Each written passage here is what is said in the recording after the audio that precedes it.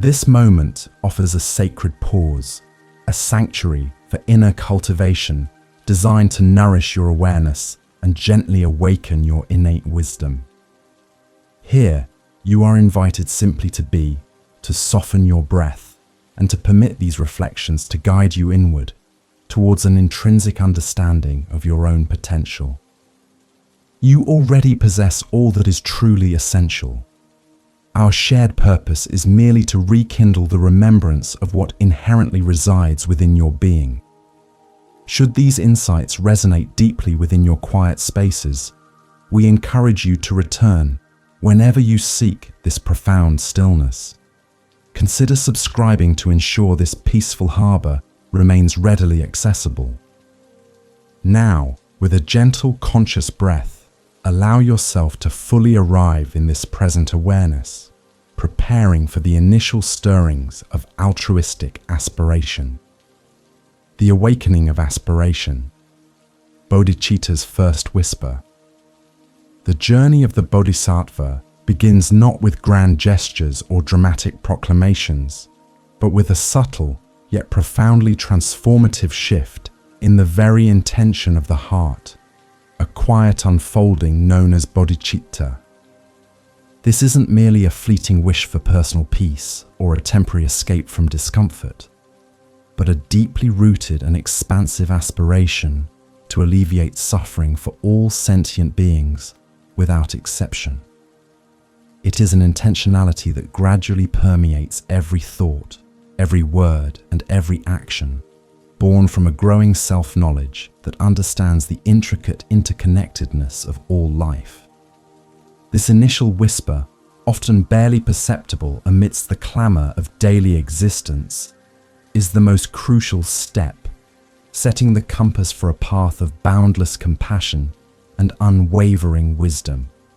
It transforms the ordinary into the extraordinary, infusing daily life with a profound sense of purpose and a gentle yet resolute commitment to universal well-being, a commitment that invites full presence into every moment. Consider Ilara, a master weaver in the ancient city of Kashi, where the air hummed with the rhythmic thud of looms and the vibrant scent of indigo dye clung to everything. Her days were a tapestry of repetitive motions, the swift throw of the shuttle, the precise adjustment of threads, the careful inspection of patterns emerging from the warp and weft.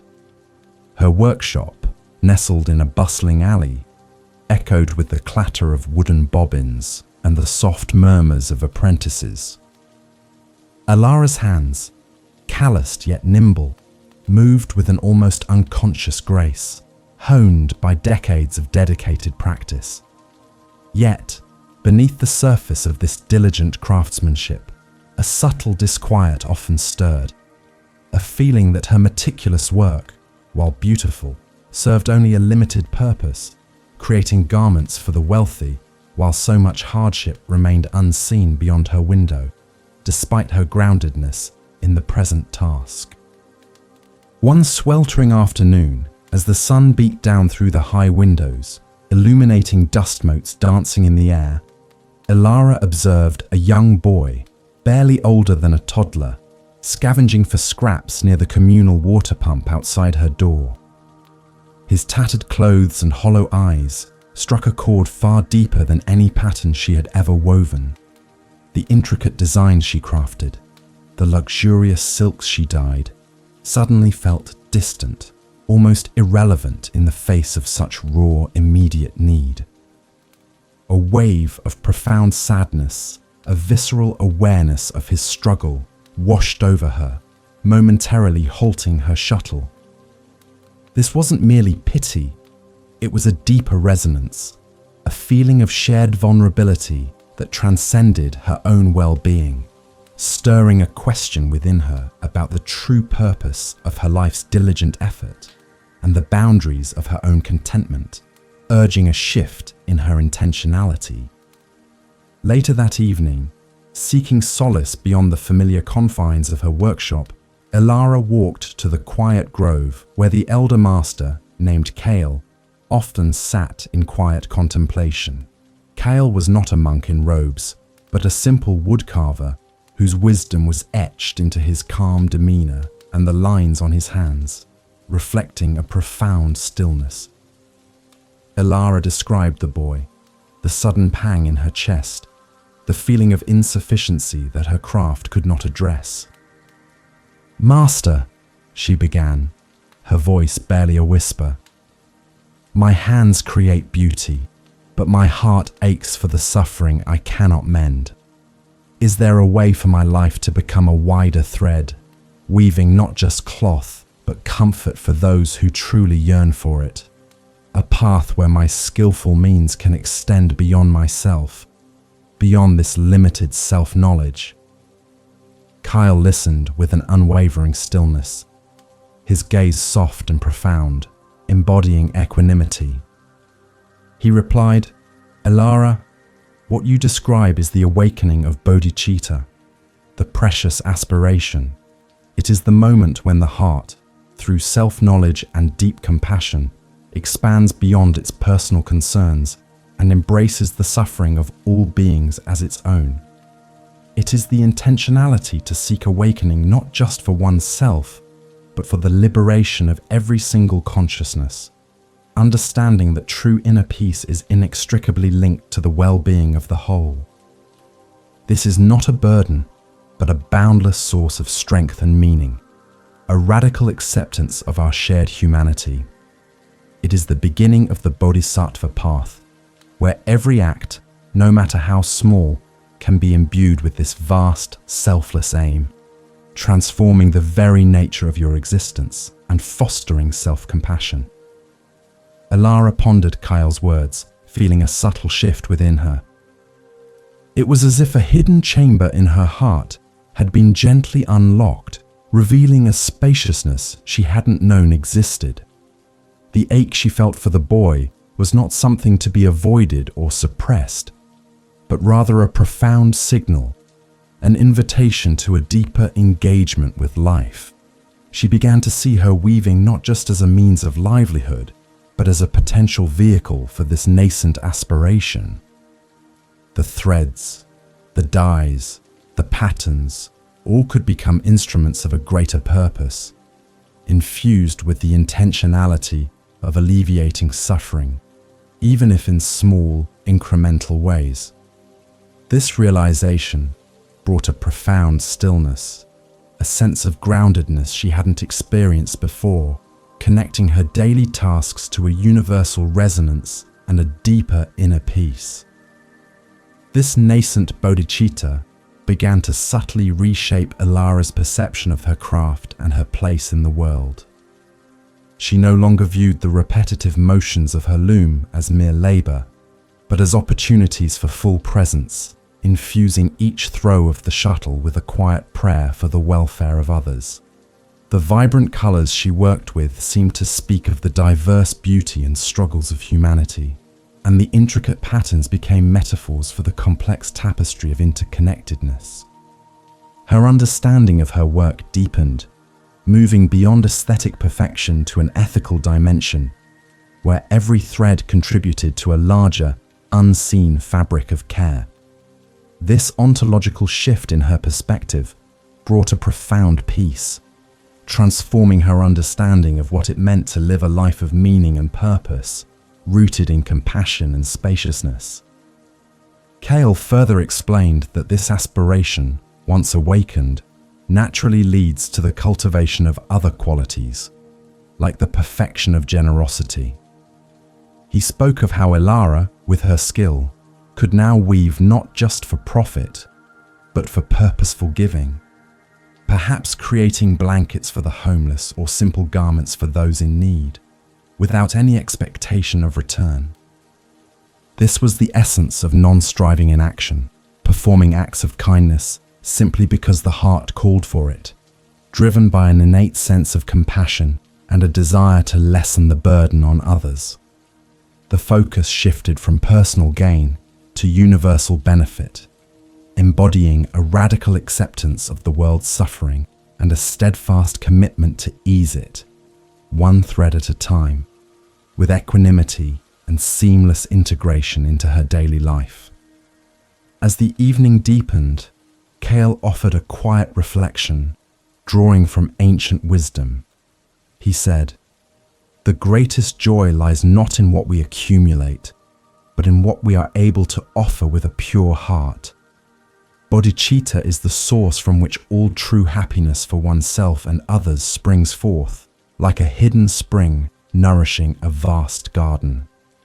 This echoed the teachings of the great master Shantideva, who emphasized the profound fulfillment found in dedicating one's life to the welfare of all beings. It is a path of self-compassion that paradoxically expands into boundless compassion for others, recognizing that true liberation is a shared endeavor, a continuous act of letting go of self-centered concerns and embracing the collective journey with full presence and profound stillness. Elara returned to her workshop that night, the rhythmic thud of the looms now a comforting pulse rather than a monotonous drone. The scent of indigo, once merely a part of her trade, now seemed to carry the fragrance of a deeper purpose. She understood that the awakening of Bodhicitta was not an endpoint, but a beginning, a seed planted deep within her being, destined to grow into a vast tree of compassion. This initial aspiration, this intentionality to serve all life, naturally leads to the active expression of that care. As we continue this contemplative journey, we will next explore the boundless nature of karuna, the active compassion that arises from this awakened heart, urging us to engage directly with the suffering of the world, much like a skilled artisan addresses each flaw in a precious fabric, fostering cognitive ease in the face of challenge, the vastness of a caring heart, cultivating karuna. Following the initial spark of bodhicitta, that selfless aspiration to alleviate suffering for all, the path naturally unfolds into the active cultivation of karuna, a boundless and engaged compassion. Karuna is not merely a passive feeling of pity or sympathy. It is a profound resonance with the pain of others, coupled with an unwavering intention to act skillfully to mitigate that suffering. It is a deeply visceral awareness that moves us beyond intellectual understanding into direct, heartfelt engagement, transforming empathy into concrete action. This quality requires a radical acceptance of the world's myriad sorrows, yet it simultaneously empowers us with the wisdom and courage to face them, fostering an inner peace that is robust and resilient, not easily disturbed by external conditions, embodying a seamless integration of feeling and doing. In a small coastal village, where the daily rhythm was dictated by the tides and the air carried the briny scent of the sea, lived a potter named Rohan. His hands, perpetually dusted with fine reddish clay, shaped vessels of remarkable grace and utility. His workshop, open to the salty breeze, was filled with the gentle whir of his wheel and the quiet murmur of his own breath as he worked, grounded in each moment. One season, an unexpected blight swept through the fishing grounds, leaving the villagers' nets empty and their boats idle.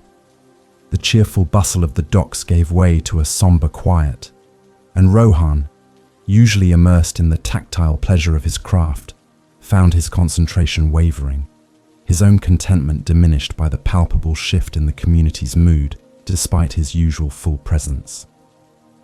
Rohan noticed the subtle changes. The children's laughter grew quieter, the elders' shoulders sagged a little more, and the vibrant market stalls displayed fewer fresh catches, replaced by anxious faces. He heard the hushed conversations about dwindling stores of grain and the worry etched onto the faces of his neighbors, people he had known his entire life. A deep, unsettling ache began to settle in his own chest, a sensation akin to a dull, persistent throb. It was a feeling that transcended his personal comfort, connecting him directly to the collective suffering, to the Trishna, the craving for relief from this widespread hardship. He realized that his own peace was intimately tied to the well-being of his community, an ontological shift in his understanding of self-knowledge. One morning, he found his young apprentice, a bright-eyed boy named Kian, sitting despondently by the kiln, his usual cheerful energy replaced by a heavy silence. Kian confessed that his family had little left to eat, and his younger sister was growing frail. The boy's words, spoken with a quiet resignation, pierced Rohan's heart with a clarity that surpassed any intellectual understanding of poverty. This wasn't a distant problem.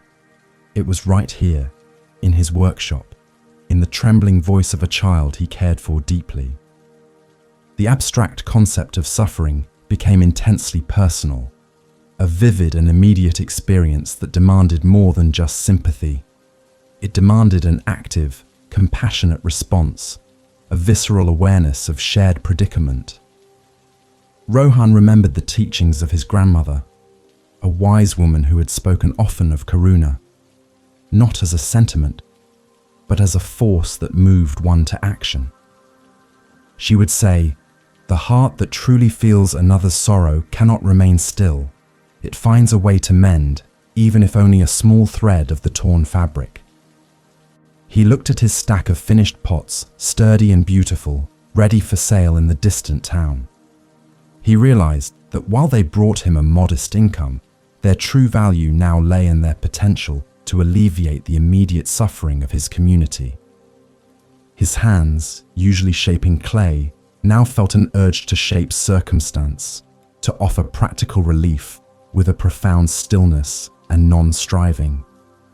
With a newfound clarity and intentionality, Rohan began to gather his most prized pots, those with the finest glazes and most elegant forms. He approached the village elders, explaining his plan. He would travel to the larger market in the city and sell his entire stock, using the proceeds not for his own gain, but to purchase grain and other necessities for the struggling families.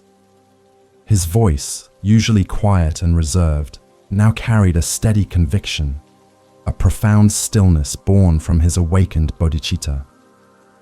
This was an act of generosity, yes, but it was fundamentally driven by karuna, a deep, active compassion that compelled him to share his abundance without expectation, embodying the principle of letting go of personal attachment to possessions.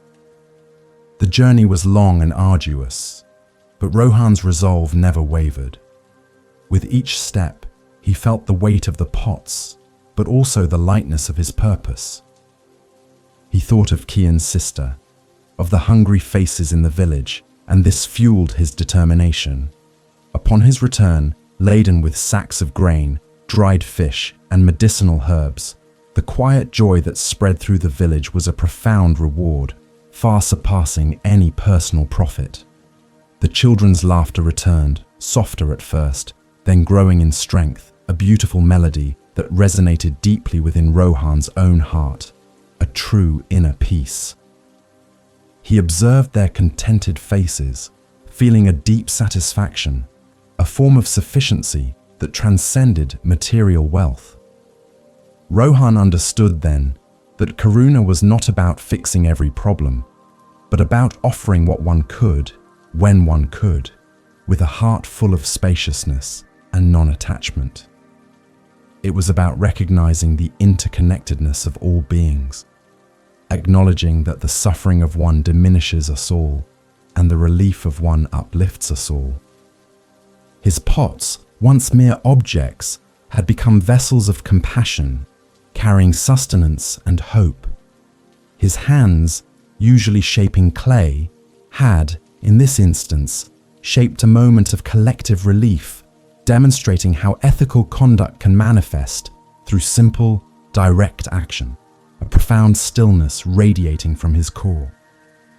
The teachings of great masters, such as Thich Nhat Hanh, speak to this active nature of compassion, reminding us that when we are truly compassionate, we see ourselves in the other, and we act with that understanding. Rohan's experience was a living embodiment of this truth. His personal sacrifice was not felt as a loss, but as an expansion of his own being, a profound stillness and sense of groundedness that came from aligning his actions with his deepest aspiration. He learned that karuna transforms not only the recipient of kindness, but also the giver, deepening their wisdom and sharpening their perception of the world's needs, fostering a radical acceptance of life as it is.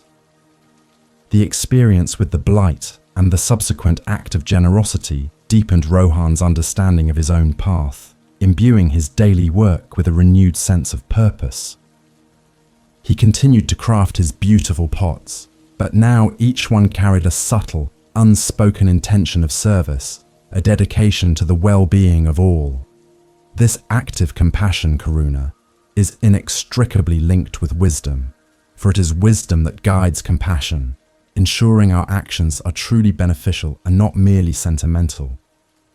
As we move forward, we will explore prajna, the clarity of perception that enables us to see the true nature of reality, guiding our compassionate efforts with insight and skillful means, leading to cognitive ease and profound stillness. The clarity of perception, developing prajna's gaze.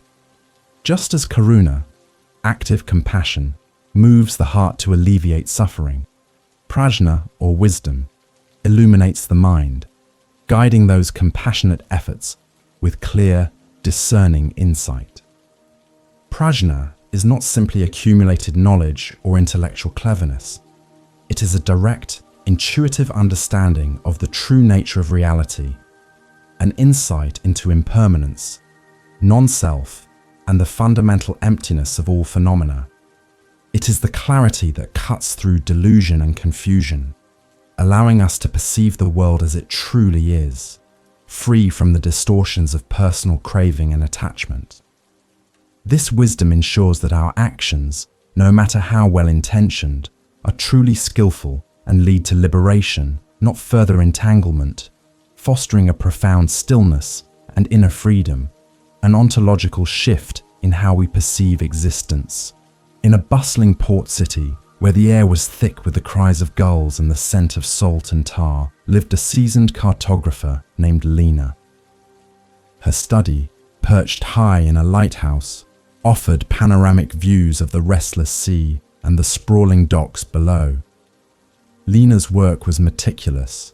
She spent her days hunched over vast parchments, her hands deftly tracing coastlines, charting treacherous currents, and mapping the shifting sandbanks.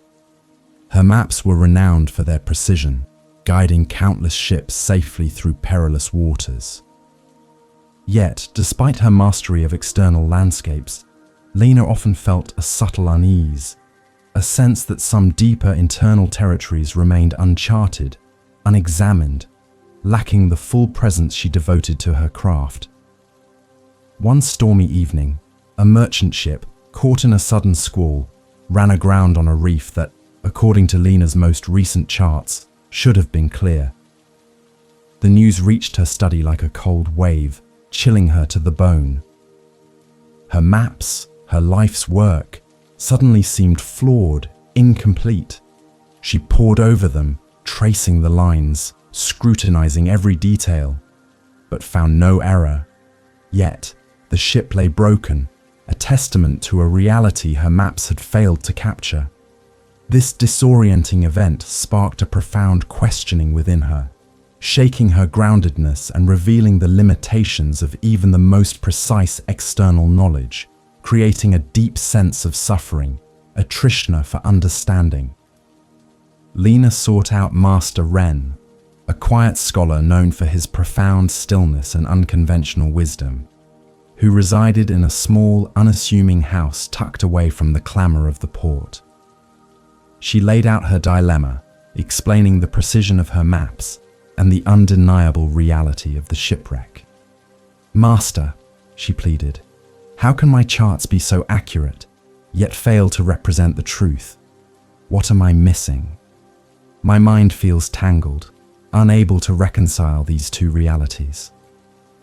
It is as if my very self-knowledge has become clouded, despite my efforts at full presence. Master Ren, with a gentle smile, picked up a dried leaf that had drifted onto his table. He held it up, allowing Lena to observe its intricate veins and delicate edges. "Lena," he began, his voice soft but resonant, "your maps are beautiful, precise representations of what you observe at a single moment. But the sea, like all phenomena, is in constant flux. The reef that was clear yesterday may be obscured by shifting sands today. The current that was gentle may turn treacherous with a change in the wind.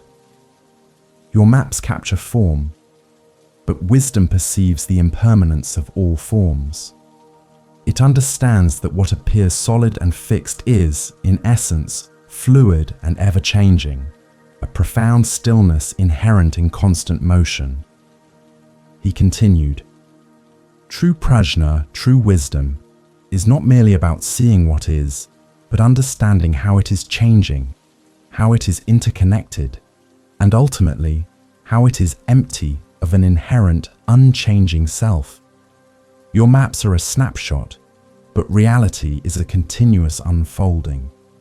To perceive clearly is to see beyond the static image, to recognize the dynamic interplay of conditions, the anicca, the impermanence that underlies everything. It is to let go of the attachment to fixed views, even those meticulously drawn, and embrace the fluid nature of existence, fostering cognitive ease and deep equanimity, a radical acceptance of the world's ceaseless transformation." Lena listened, her mind slowly untangling, as if a dense fog were beginning to lift. She had always strived for perfect accuracy in her charts, believing that truth lay in capturing every fixed detail. Now, she began to understand that the deepest truth lay in recognizing the absence of fixed details, in the constant flow, the anatta, the no-self of all things.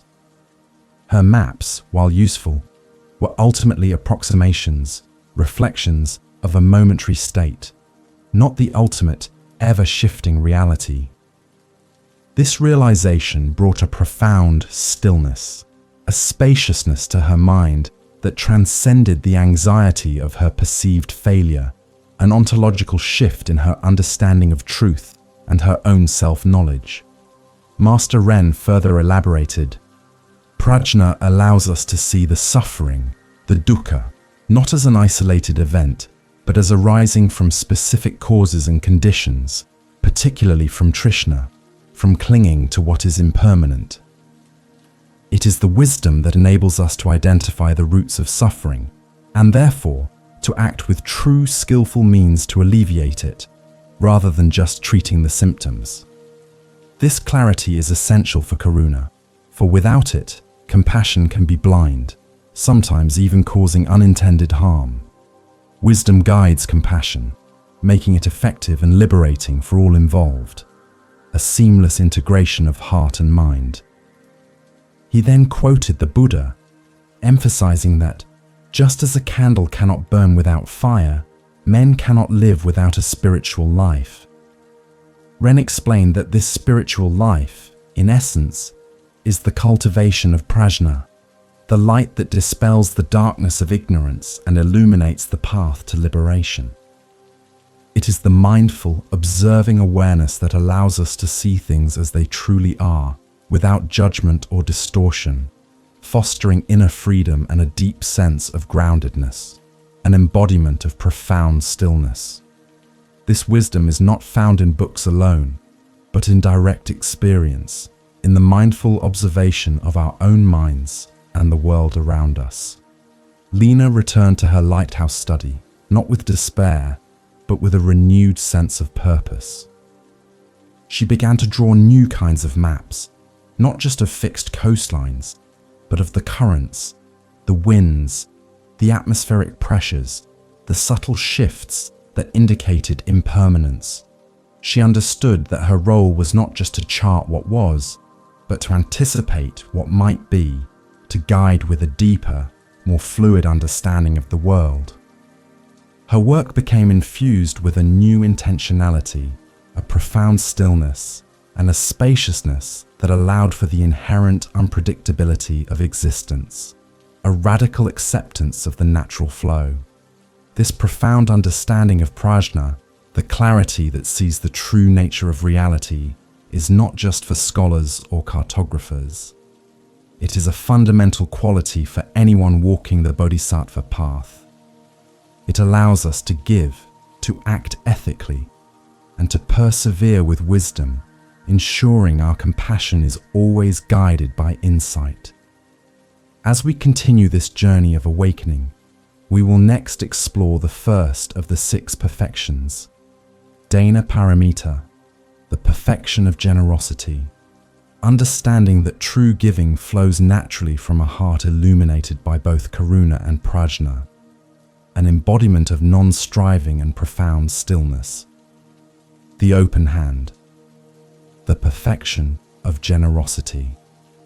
From the wellspring of Bodhicitta, that expansive aspiration for universal liberation, and guided by the clear light of prajna, wisdom, arises the profound practice of Dana Paramita, the perfection of generosity. This is far more than a simple act of giving. It is a profound letting go, a release from the grip of attachment to possessions, to status, to time, and even to our own perceived wisdom.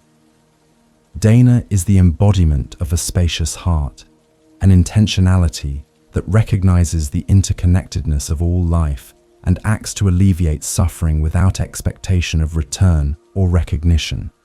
It fosters a deep inner peace, a contentment that stems not from acquisition, but from the free flow of giving, cultivating a radical acceptance of impermanence and a profound stillness within the continuous dance of existence, a true manifestation of non-striving. In a secluded, terraced garden, nestled high in the ancient hills, where the air was perpetually fragrant with the earthy scent of medicinal herbs and the gentle hum of countless bees, lived a master gardener named Jiro. His hands, gnarled and stained green from years of tending the soil, were renowned for their ability to coax life from the most stubborn seeds. His garden was a sanctuary of vibrant greens and subtle blooms, a place of profound stillness where time seemed to slow and every leaf held a universe of intricate detail. Among his many prized plants, one particular herb, the silver dew, was his most cherished. Notoriously difficult to cultivate, its leaves shimmered with a delicate luminescence, and its essence held potent healing properties, a true embodiment of his life's dedication and self-knowledge.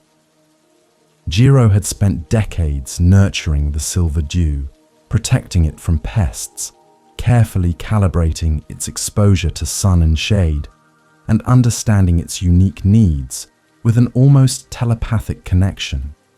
It was his legacy, a testament to his patience and skill, a source of deep personal pride and a quiet contentment.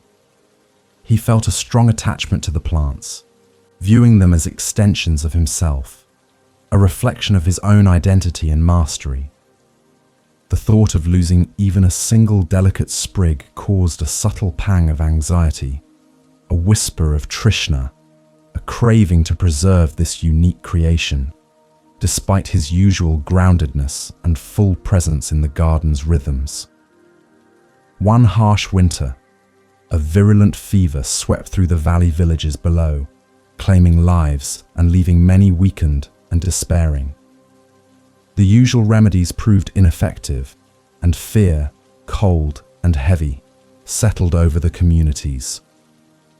News reached Jiro through a young messenger, whose eyes were wide with worry and whose voice trembled as he described the widespread suffering. The boy spoke of the elders fading, the children struggling for breath, and the desperate hope for any relief. It was then that an old healer, remembering ancient lore, suggested that the silver dew, Jiro's precious herb, might be the only remaining hope, its unique properties perhaps holding the key to cessation of this suffering. The request, carried by the wind and the messenger's plea, settled heavily in Jiro's heart.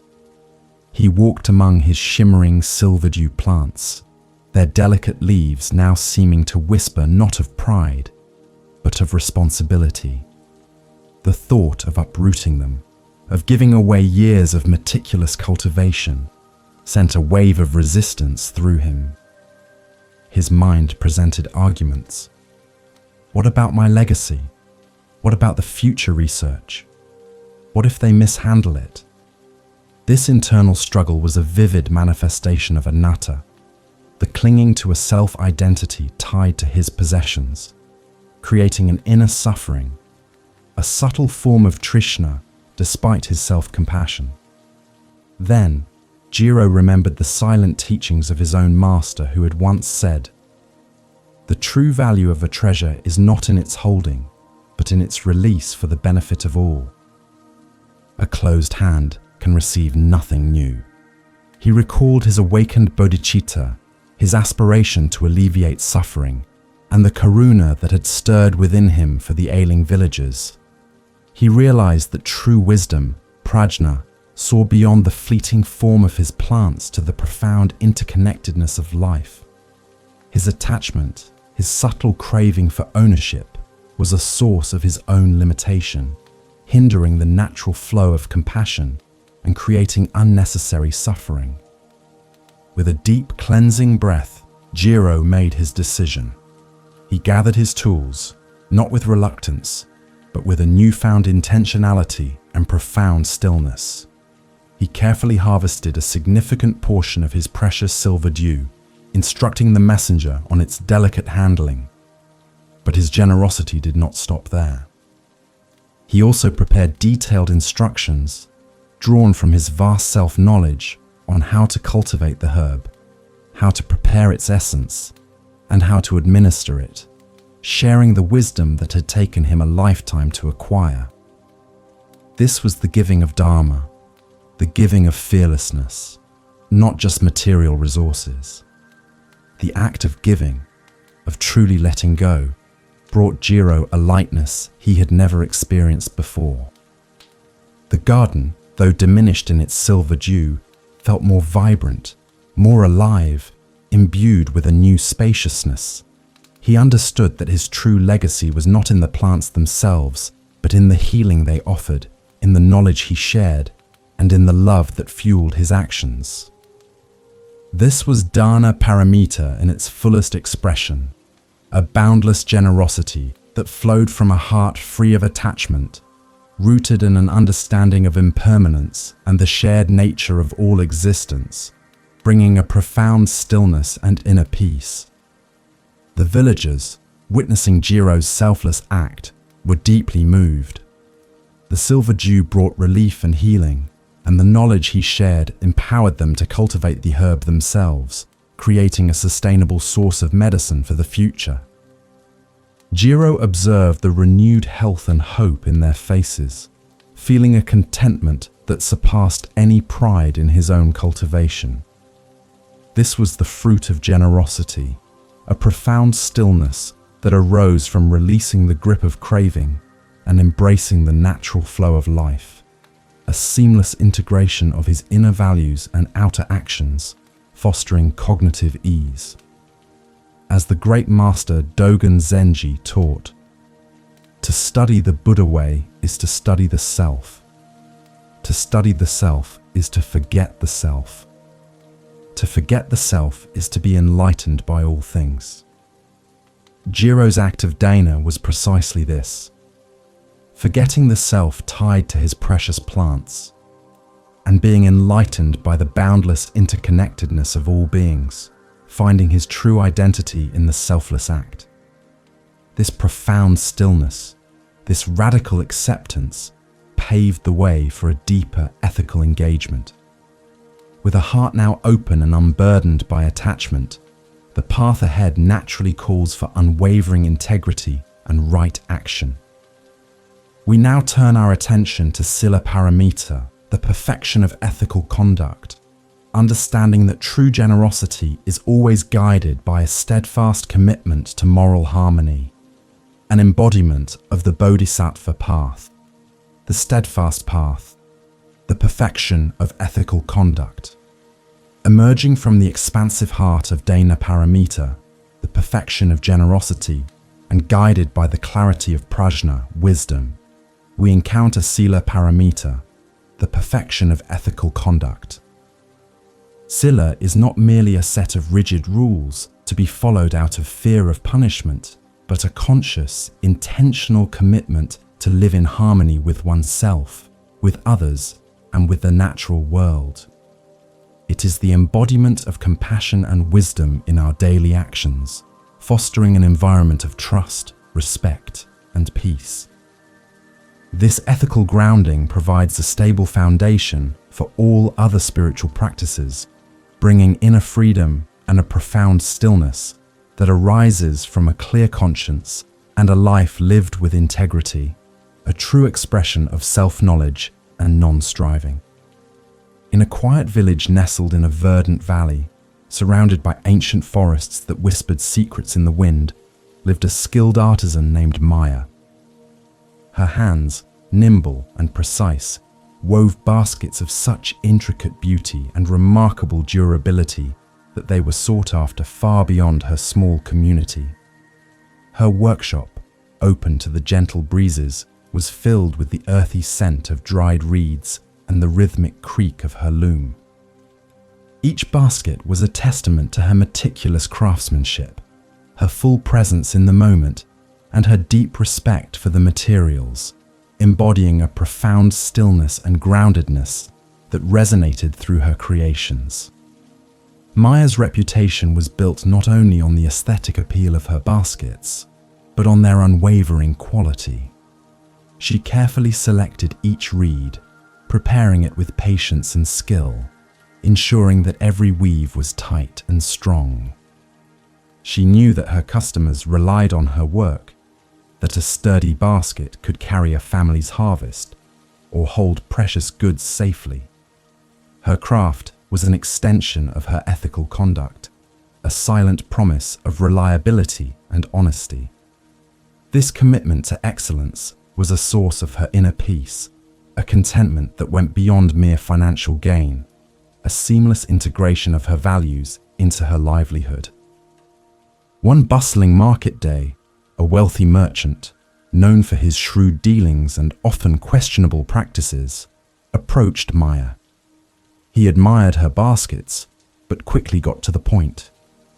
He offered her a substantial sum, far more than she usually earned, if she would produce a large order of baskets using inferior, quickly harvested reeds. These materials would significantly reduce her labor and costs, making the venture highly profitable. The merchant assured her that the baskets, while beautiful initially, would not be expected to last. They were merely for show, for a fleeting trend in the distant city, and no one would trace the poor quality back to her. The merchant's offer presented a powerful temptation. The extra income would secure her family's comfort for years, allowing her to expand her workshop and perhaps even travel. A whisper of Trishna, a craving for this sudden prosperity, stirred within her. She imagined the ease and luxury it could bring, yet simultaneously a deep sense of unease settled in her stomach. She pictured her beautiful, sturdy baskets, now replaced by flimsy imitations, destined to fall apart, causing frustration and disappointment for those who purchased them. This internal conflict was a vivid experience of suffering, a challenge to her self-knowledge and ethical foundation.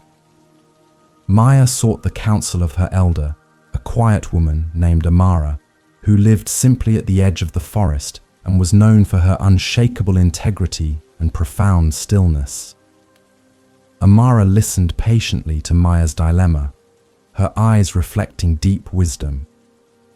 "Maya," Amara gently advised, "Sila, ethical conduct is not merely about avoiding what is forbidden. It is about actively cultivating a mind that seeks harmony, a heart that avoids causing harm. When we act with integrity, our inner and outer worlds align, bringing true inner peace. When we compromise our values for fleeting gain, we create discord within ourselves, and that dissonance eventually manifests in our lives. Amara continued, "Consider the long-term ripple. The merchant may profit, but the customers will suffer disappointment, and your reputation, built on years of honest work, will be tarnished. More importantly, the trust you place in yourself, the self-compassion that comes from knowing you live according to your deepest values, will be eroded. True prosperity is not just in coin, but in the richness of a life lived with purpose and impeccable conduct, a radical acceptance of the consequences of our actions. This is the essence of Dharma, living in alignment with truth and ethical principles, fostering cognitive ease." Maya returned to her workshop, the scent of reeds now reminding her of the integrity of her craft. She politely but firmly declined the merchant's offer, explaining that her baskets were made to last and she could not compromise their quality. The merchant, initially annoyed, eventually moved on, seeking someone less principled. Maya felt a profound stillness settle within her, a sense of inner freedom and relief that far outweighed the potential financial gain. She knew she had made the right choice, not out of fear, but out of a deep commitment to her values and her community. This was her embodiment of non-attachment, letting go of the craving for easy profit. Her decision, though not bringing immediate wealth, deepened her groundedness in her craft and in her community. Her customers continued to seek her out, valuing her integrity as much as her skill. Maya understood that Sila was a continuous practice, a conscious choice made in every moment, every weave, every interaction. It was the foundation of a meaningful life, a path that led not to quick riches, but to enduring inner peace and a profound stillness that resonated through her every action, contributing to the well-being of the Sangha. As the Buddha taught, even as a solid rock is unshaken by the wind, so are the wise unshaken by praise or blame. Maya's steadfastness in the face of temptation was a living example of this teaching. Her ethical conduct was not dependent on external validation or the promise of reward, but flowed from an inner certainty, a deep well of self-knowledge and self-compassion. This unwavering commitment to ethical living builds character and provides the strength to face challenges with equanimity, a seamless integration of inner conviction and outer expression. The path of integrity, though sometimes demanding, cultivates a deep inner resilience. This steadfastness, this ability to hold firm to our principles even when tested, naturally leads us to the next perfection. We will now turn our attention to Kshanti Paramita, the perfection of patience, understanding that the Bodhisattva path often requires an unwavering endurance and radical acceptance in the face of adversity, fostering profound stillness.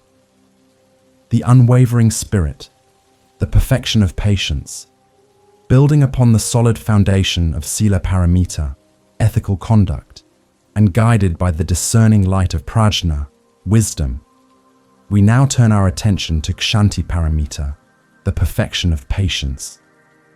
This is far more than simply waiting calmly. It is an active, enduring acceptance of difficulty, adversity, and even insult, without succumbing to anger, frustration, or despair. Kshanti is the unwavering spirit that understands impermanence, recognizing that all challenging conditions will eventually pass, and that our reactivity often causes more suffering than the external circumstances themselves. It cultivates an inner freedom, a profound stillness that allows us to meet life's inevitable hardships with equanimity and resilience. a true embodiment of non-striving and radical acceptance, fostering a deep inner peace. In a remote, arid desert region where the sun beat down with relentless intensity and the winds sculpted the sand into ever-shifting dunes, lived a lone hermit named Kalen. His dwelling was a simple stone-hewn cave, offering scant refuge from the elements. Kalen's days were a rhythm of quiet meditation, conscious breathing, and the arduous task of tending a small, struggling patch of hardy desert succulents, his only source of sustenance. The landscape was vast and unforgiving, demanding constant vigilance and a profound stillness. Yet Kalen found a deep sense of groundedness in its stark beauty, a full presence that embraced the harsh reality of his existence. Kalen had cultivated his patch of succulents with immense care, each tiny green plant a testament to his perseverance against the harsh environment. He meticulously collected precious dew at dawn, shielded the plants from the scorching midday sun, and guarded them against the occasional foraging desert creatures. They were more than just food. They were a symbol of his ability to sustain life in a seemingly barren land, a source of quiet contentment and self-knowledge. He felt a deep, almost protective attachment to these fragile plants, a subtle trishna, a craving for their survival, despite his understanding of anicca, the impermanence of all things. One searing afternoon, as Kalen returned from a distant well, his water skins heavy on his shoulders, he saw a plume of dust rising from his small patch. His heart pounded with a sudden anxiety. As he drew closer, he saw a herd of wild desert goats, driven by thirst, trampling and devouring his precious succulents, reducing weeks of painstaking effort to a chaotic mess of broken stems and scattered leaves. The sight ignited a flash of intense anger within him, a burning heat that mirrored the desert sun, a profound sense of suffering, anatta, as his work was undone. His first instinct was to shout, to chase them away, to lament his loss. He felt the familiar grip of frustration, the craving for things to be otherwise, for his effort to be respected, for his sustenance to be secure. The thought of starting over, of the long, arduous process of replanting and nurturing, felt overwhelming. This internal turmoil, this resistance to what had occurred, was a more potent source of suffering than the actual loss of the plants themselves. He felt his inner peace shatter, his profound stillness threatened by the raw emotion that surged through him, challenging his self-compassion. Then, Kalen remembered the teachings of his ancient master, who had spoken of kshanti, the perfection of patience, not as passive resignation, but as an active, conscious choice to meet adversity with an open heart. True strength, his master had said, is not found in resisting what is, but in embracing it with unwavering equanimity. The desert does not rage against the wind. It simply allows itself to be sculpted. Your inner landscape can learn this same profound stillness, this radical acceptance. He recalled his bodhicitta, his aspiration to alleviate suffering, and realized that his anger was only adding to his own burden. With a conscious, deliberate effort, Kalen paused. He allowed the anger to rise, observed its intensity, and then, with a deep breath, consciously let it go. He looked at the goats, not as destroyers, but as creatures driven by their own desperate need for survival, just as he was. He saw the impermanence of his efforts, the anicca of all created things, and understood that clinging to the outcome, to the expectation of continuity, was the root of his suffering. This was a moment of profound stillness, an ontological shift in his perception, a seamless integration of observing awareness and self-knowledge, fostering cognitive ease. He then began to systematically clear the trampled patch, not with resentment, but with a renewed intentionality. He gathered the broken stems, recognizing that some could be replanted. He observed the patterns of the goats foraging, understanding their needs. This was not a surrender to despair, but an active engagement with reality as it presented itself, an embodiment of non-striving. His patience was not a lack of feeling, but a profound stillness, a conscious choice to respond with wisdom rather than reactivity, to cultivate inner freedom even in the face of loss, leading to inner peace. As Kalen worked, the scorching sun felt less oppressive, the wind less harsh. He understood that Kshanti allowed him to remain grounded, to maintain his full presence even amidst external chaos. It was the inner resilience that enabled him to rebuild, not out of grim determination, but out of a deep, calm acceptance of the cycles of life and loss. He knew that the succulents would grow again, perhaps even stronger, and that his own spirit, though tested, had also grown in spaciousness and capacity for radical acceptance. This was the profound stillness that comes from releasing the craving for things to be other than they are. The teachings of the great Buddhist scholar Nagarjuna speak to this, saying, "From patience comes beauty, from patience comes purity, from patience comes strength." Kalen's experience was a testament to this truth. His patience, born of wisdom and compassion, transformed a moment of potential despair into an opportunity for deeper practice and greater inner freedom. This profound stillness, this unwavering spirit, allowed him to see the interconnectedness of his own suffering with that of the goats, fostering self-compassion. This steadfast endurance, this radical acceptance of life's challenges, naturally leads to a joyful and vigorous engagement with the path. We now turn our attention to virya paramita, the perfection of vigorous effort, understanding that true perseverance is fueled not by struggle, but by an enthusiastic and unwavering commitment to the well-being of all, embodying profound stillness and non-attachment. The joyful stride, the perfection of vigorous effort. Following the unwavering endurance cultivated through Kshanti Paramita, the perfection of patience, and illuminated by the clear light of prajna, wisdom, we encounter virya paramita, the perfection of vigorous effort. This is not a strained, grim struggle born of obligation or self-punishment. Rather, it is an enthusiastic, joyful, and sustained energy directed towards the path of awakening and the benefit of all beings.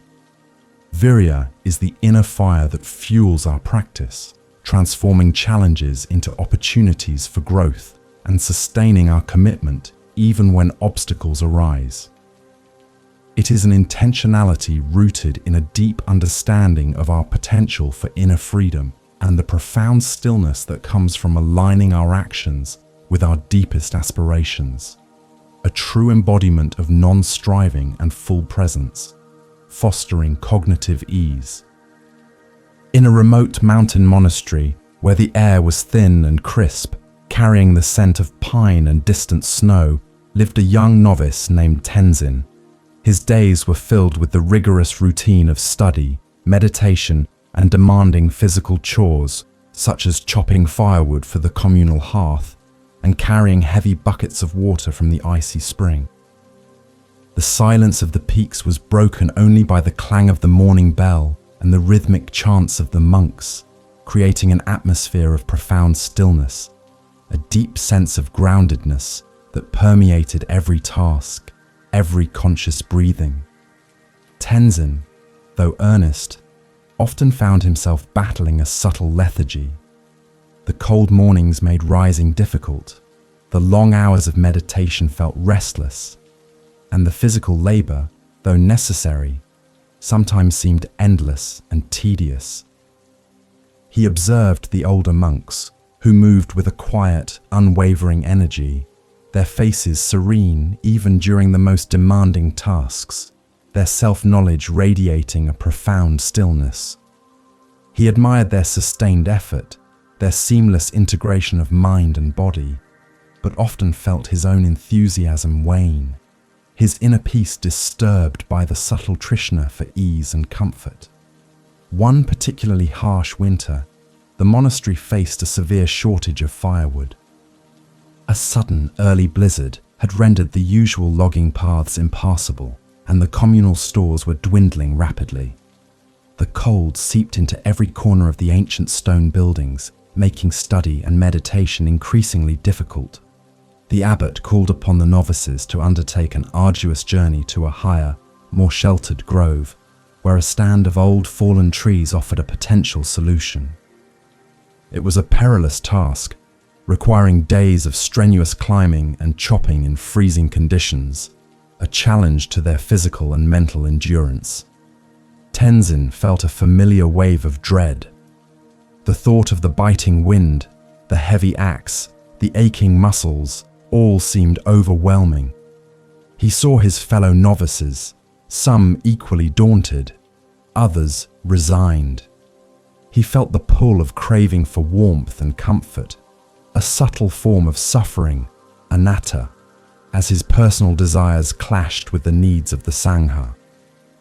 His enthusiasm, usually a flickering flame, threatened to extinguish completely.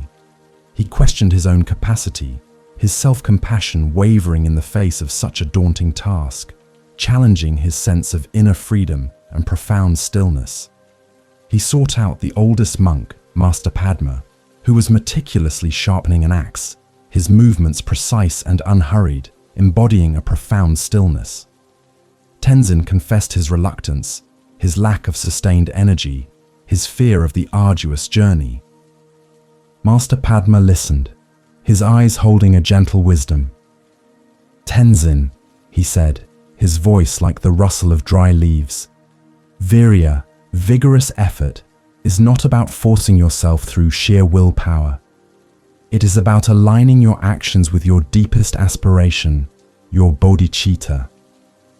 When your effort is rooted in the selfless wish for the well-being of all, it becomes effortless, joyful, and inexhaustible, a natural flow."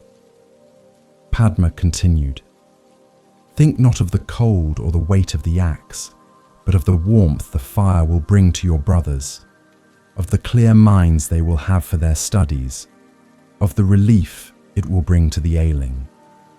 When your effort is imbued with this compassionate intention, it transcends mere duty. It becomes a joyful stride, a dance with purpose. This is the radical acceptance of the challenge, seeing it as an opportunity to cultivate inner strength and demonstrate your commitment to the Dharma, fostering cognitive ease and a deep sense of self-knowledge." Tenzin pondered Padma's words. He realized he had been viewing the task through the lens of personal discomfort, focusing on the suffering it would cause him. Now he shifted his perspective. He envisioned the crackling fire, the grateful faces of his fellow monks, the warmth spreading through the meditation hall. A subtle but profound shift occurred within him.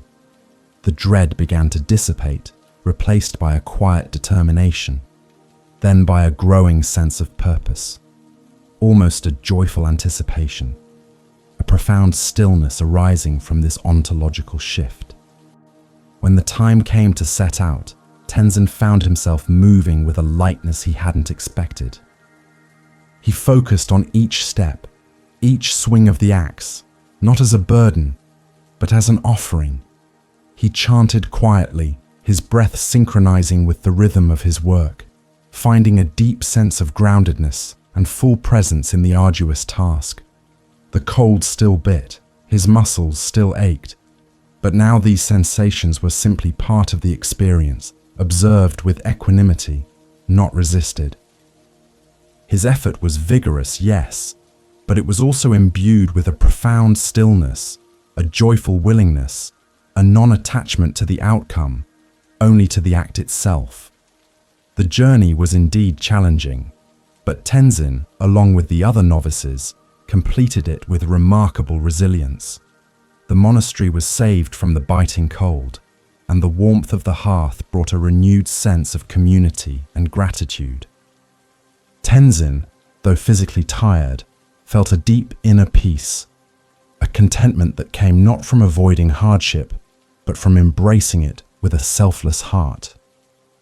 He understood that virya was the sustained energy of compassion in action, a seamless integration of his inner aspiration and outer expression, leading to inner freedom. As the great master Shunryu Suzuki Roshi taught, in Zazen do not try to stop your thinking, let it stop by itself.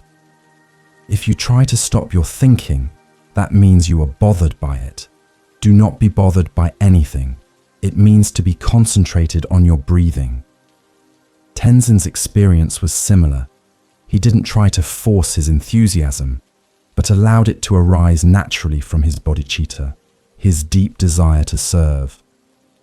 This perfection of vigorous effort, fueled by joy and clear intention, is essential for navigating the long and sometimes difficult path of awakening. It provides the sustained energy for all other practices, and in particular, for cultivating the focused awareness necessary for deep insight. We will now turn our attention to dhyana paramita, the perfection of concentration, understanding that virya provides the unwavering energy needed to settle the mind into profound stillness and cultivate deep meditative absorption, an embodiment of sacred pauses and natural flow. The still center, the perfection of concentration. Propelled by the joyful and sustained energy of virya paramita, the perfection of vigorous effort, and guided by the clear light of prajna, wisdom, we now arrive at dhyana paramita, the perfection of concentration.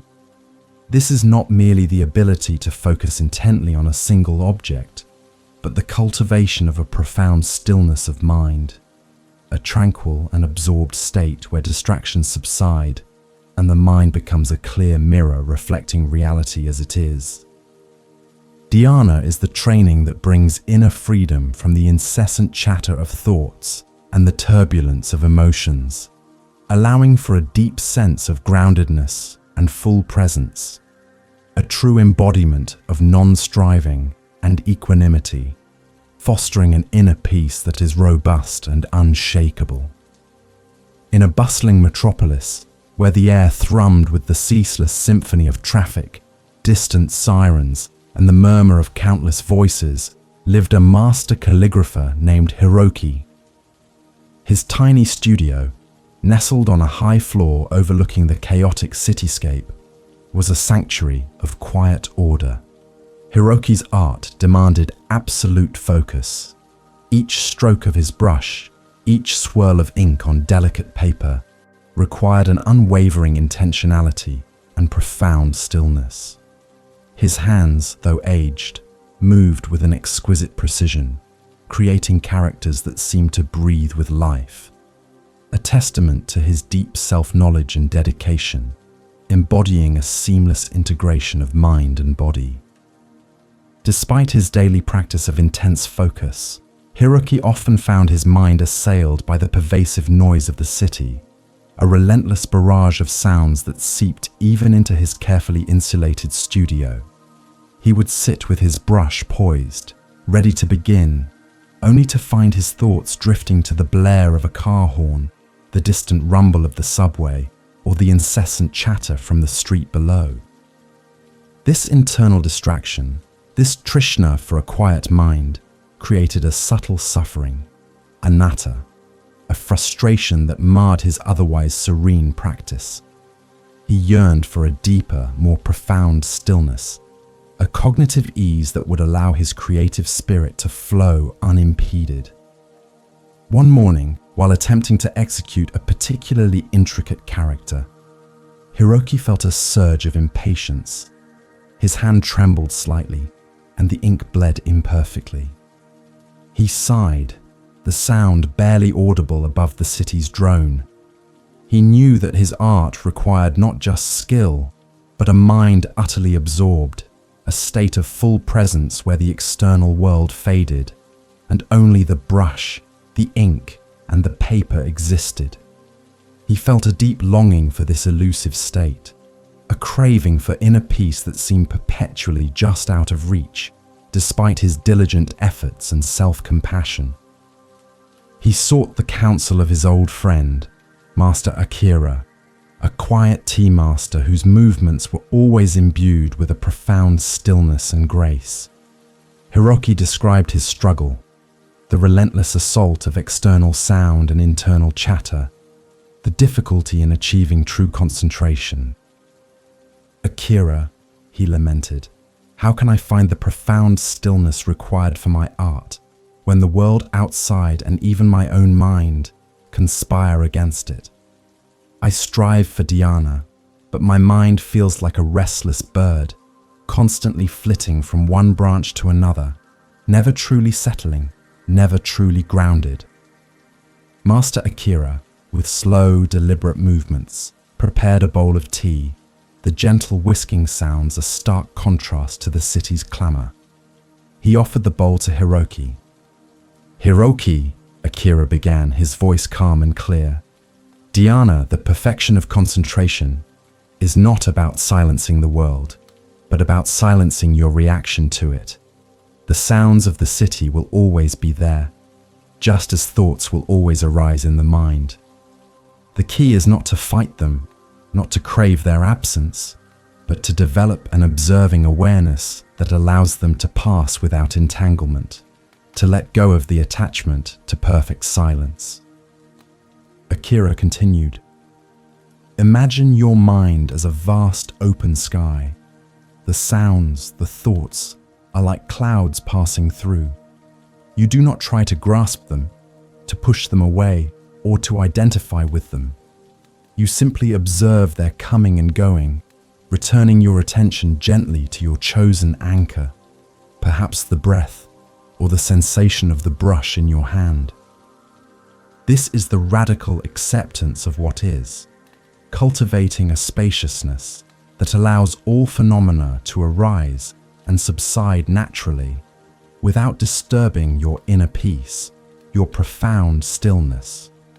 This is where true inner freedom lies, a seamless integration of observing awareness and self-knowledge."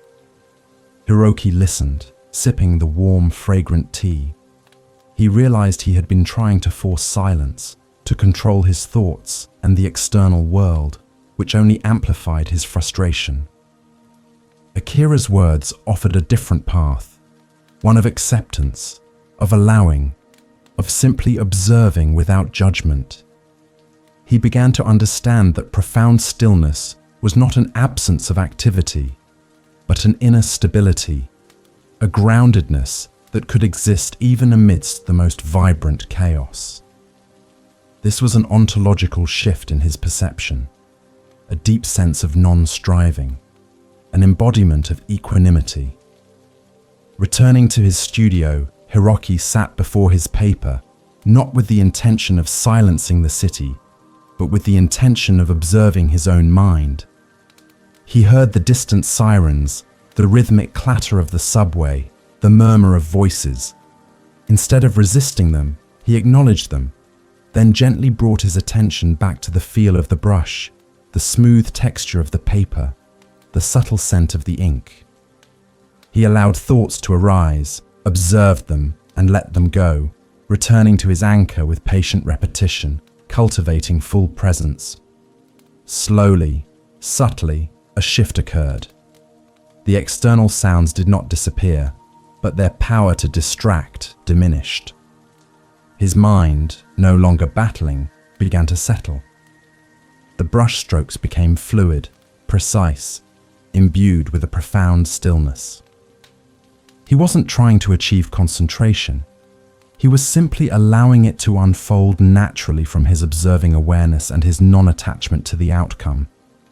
This was dhyana, a deep absorption that transcended effort, a spaciousness that embraced all phenomena without being disturbed by them, leading to inner peace and a profound stillness. As the great master Alan Watts often remarked, the only way to make sense out of change is to plunge into it, move with it, and join the dance. Hiroki's experience was a living testament to this, plunging into the chaos of his mind and the city, and finding a profound stillness within the dance. This deep concentration, this ability to settle the mind, is not an end in itself, but a powerful tool.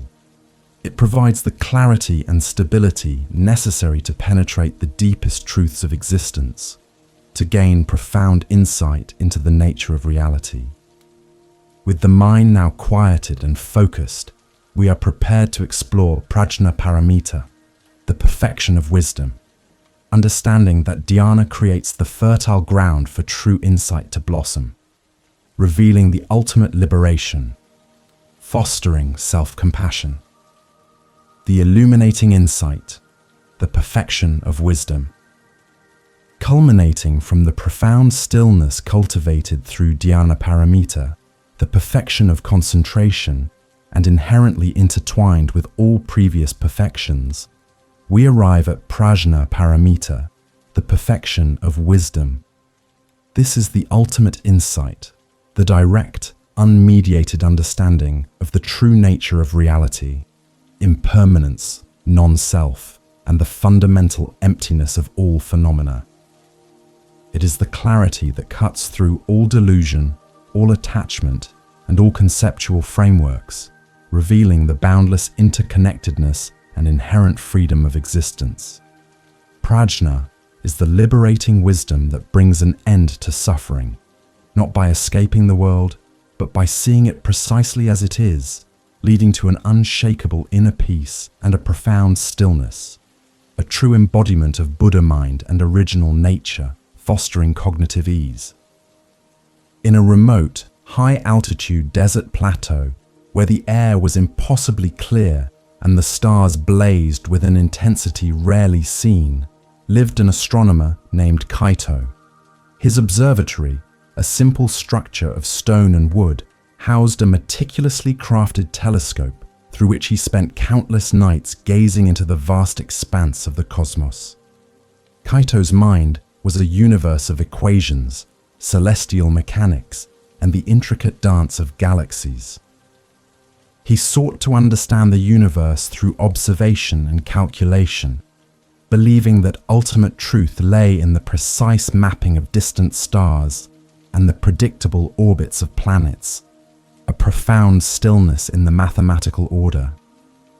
Kaito had dedicated his life to this pursuit, meticulously charting nebulae, identifying new constellations, and calculating the trajectories of comets.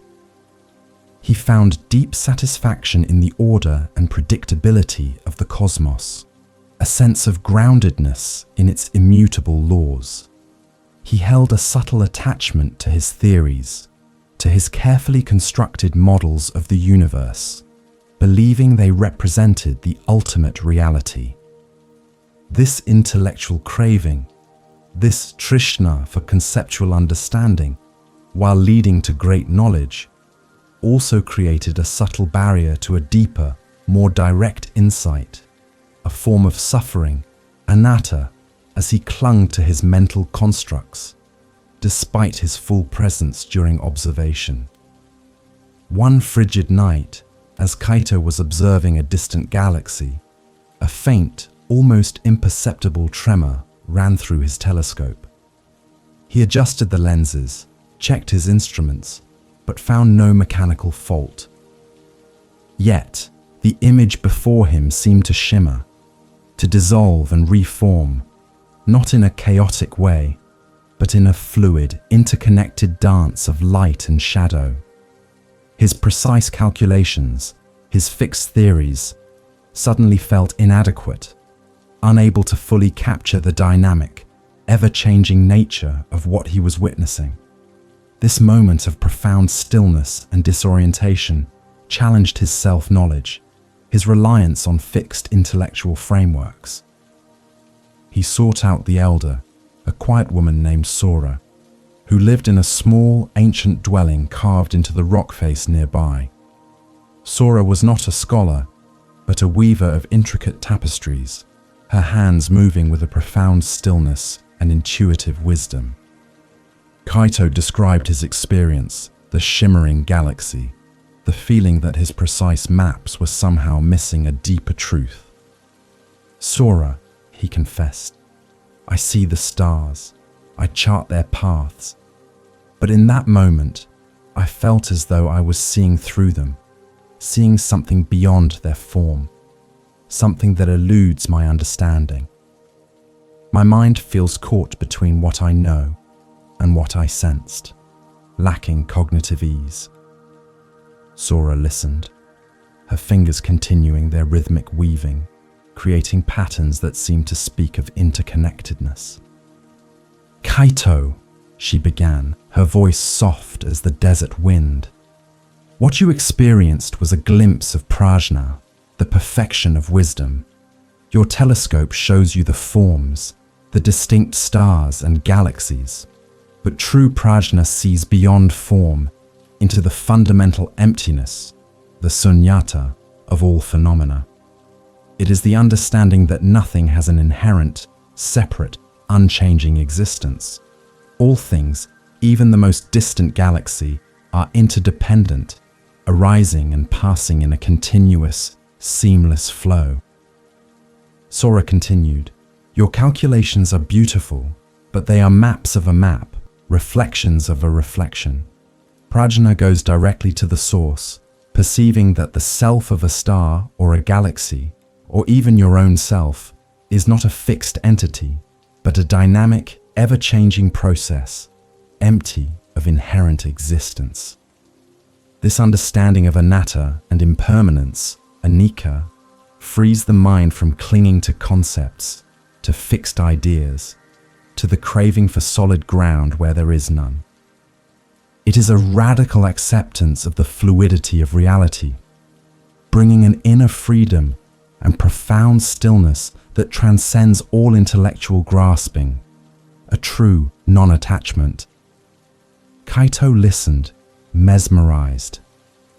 He had always seen the stars as discrete, self-existent entities, their interactions governed by external laws.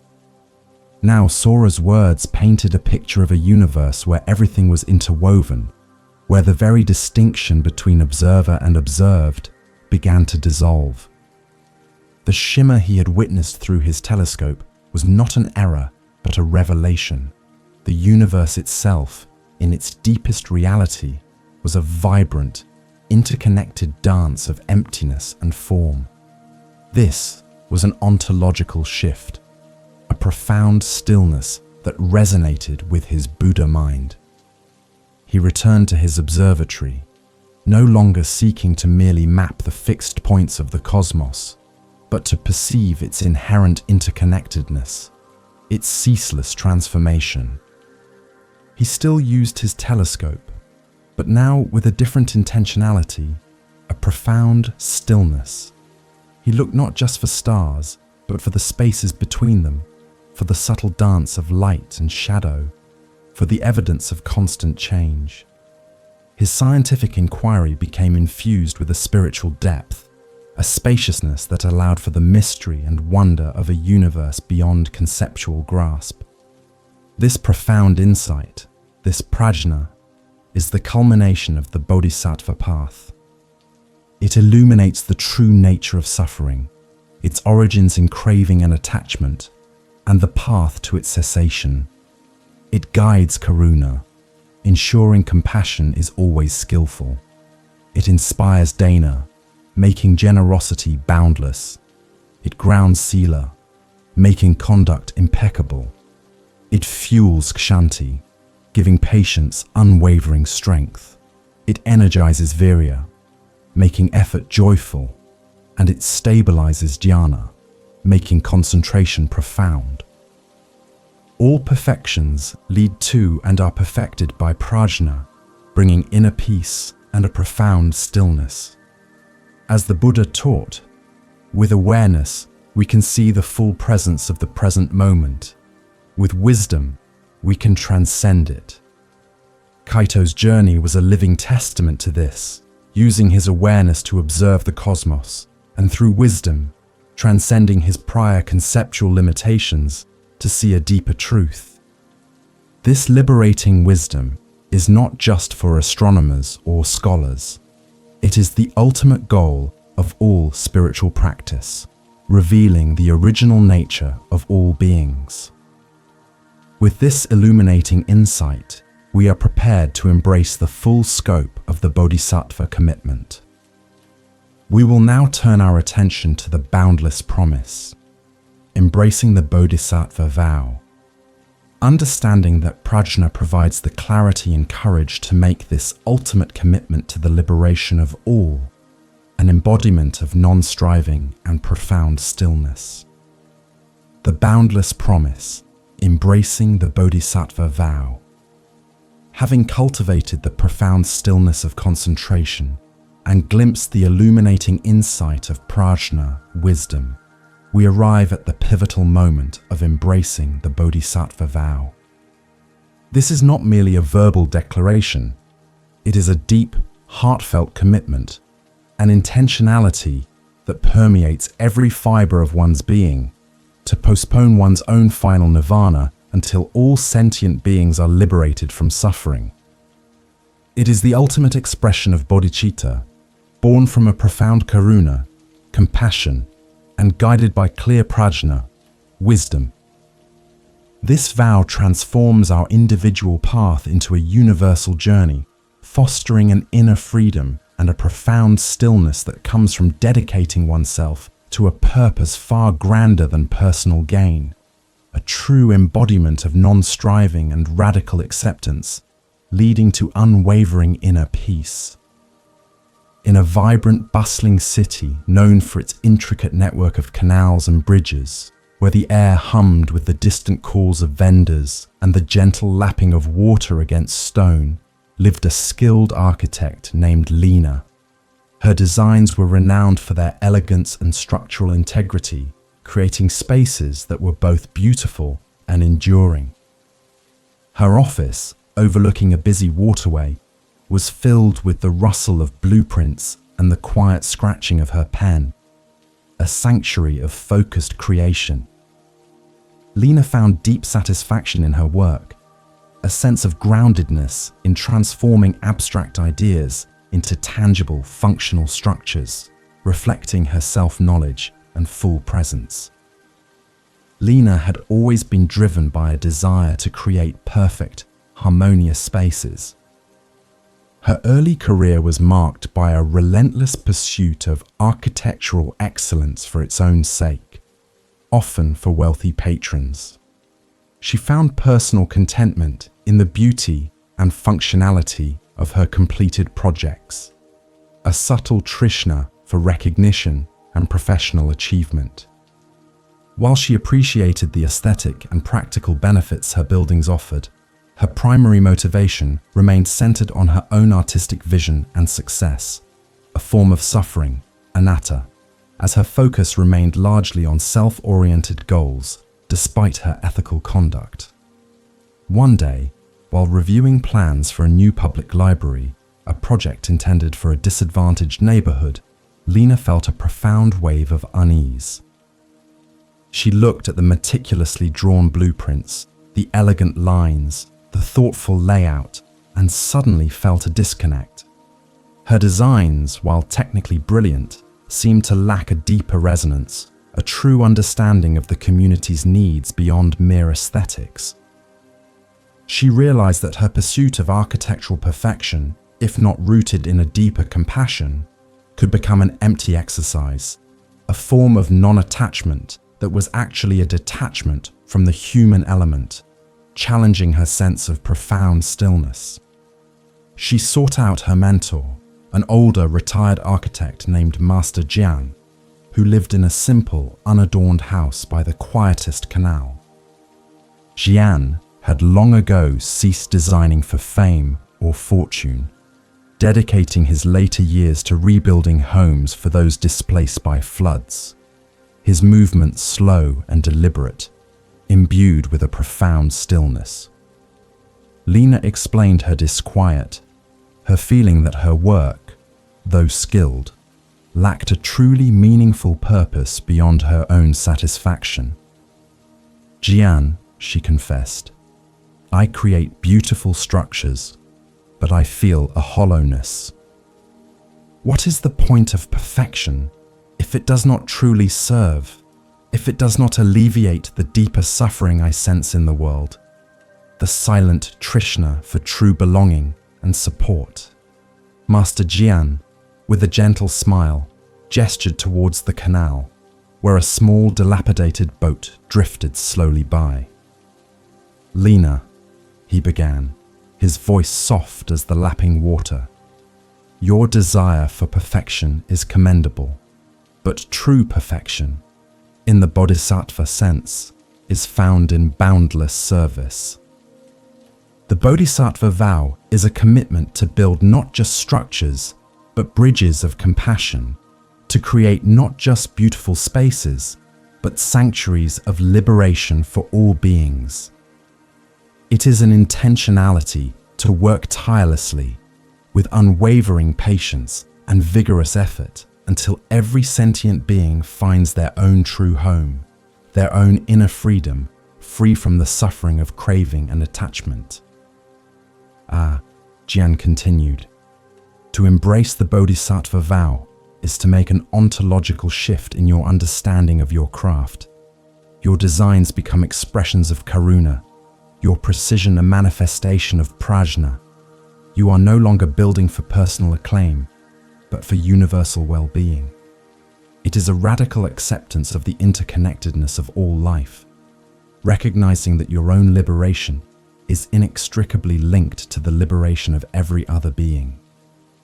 This commitment brings a profound stillness, a sense of groundedness and purpose that transcends all personal ambitions, fostering cognitive ease and a deep sense of self-compassion."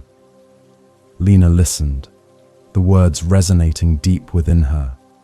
She realized that her previous ambition, while not inherently wrong, had been limited. The Bodhisattva vow was not about abandoning her skills, but about imbuing them with a boundless purpose. Her architecture could become a vehicle for universal compassion, a manifestation of her deepest aspirations.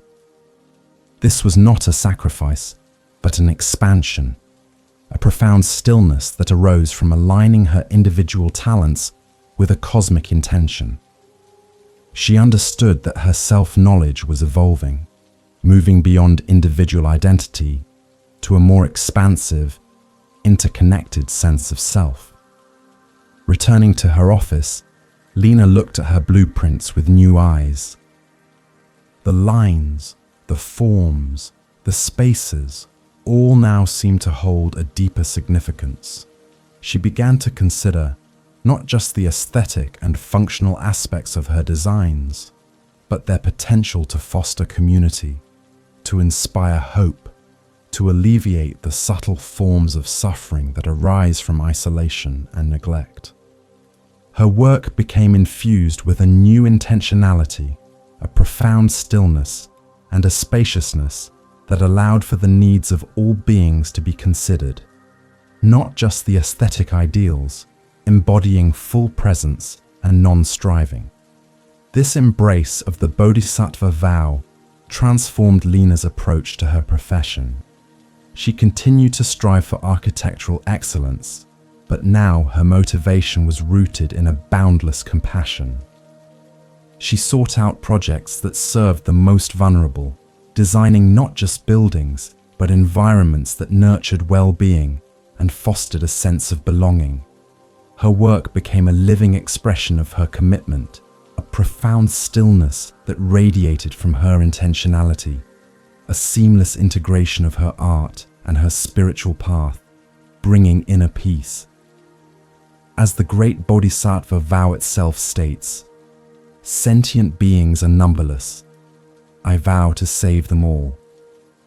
Delusions are inexhaustible. I vow to end them all. Dharma gates are boundless. I vow to enter them all. The Buddha way is unsurpassable. I vow to attain it. Lena's commitment was a microcosmic reflection of this vast aspiration. Her architecture became a Dharma gate, a means through which her compassion and wisdom could flow freely, bringing benefit to countless lives. This boundless promise of the Bodhisattva vow naturally leads to the practical application of wisdom and compassion in diverse situations. With this profound commitment firmly established, we are now ready to explore upaya, the art of adaptability, or skillful means in action, understanding that the Bodhisattva, guided by prajna, employs diverse and creative methods to alleviate suffering, always with profound stillness and non-attachment. The art of adaptability, skillful means in action.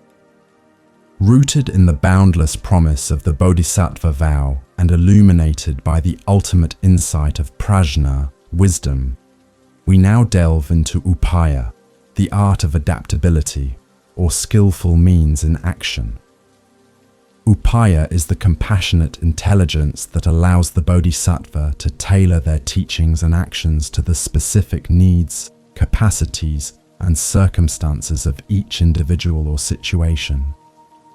It is the creative and flexible application of wisdom, ensuring that our efforts to alleviate suffering are always effective and appropriate, never rigid or dogmatic.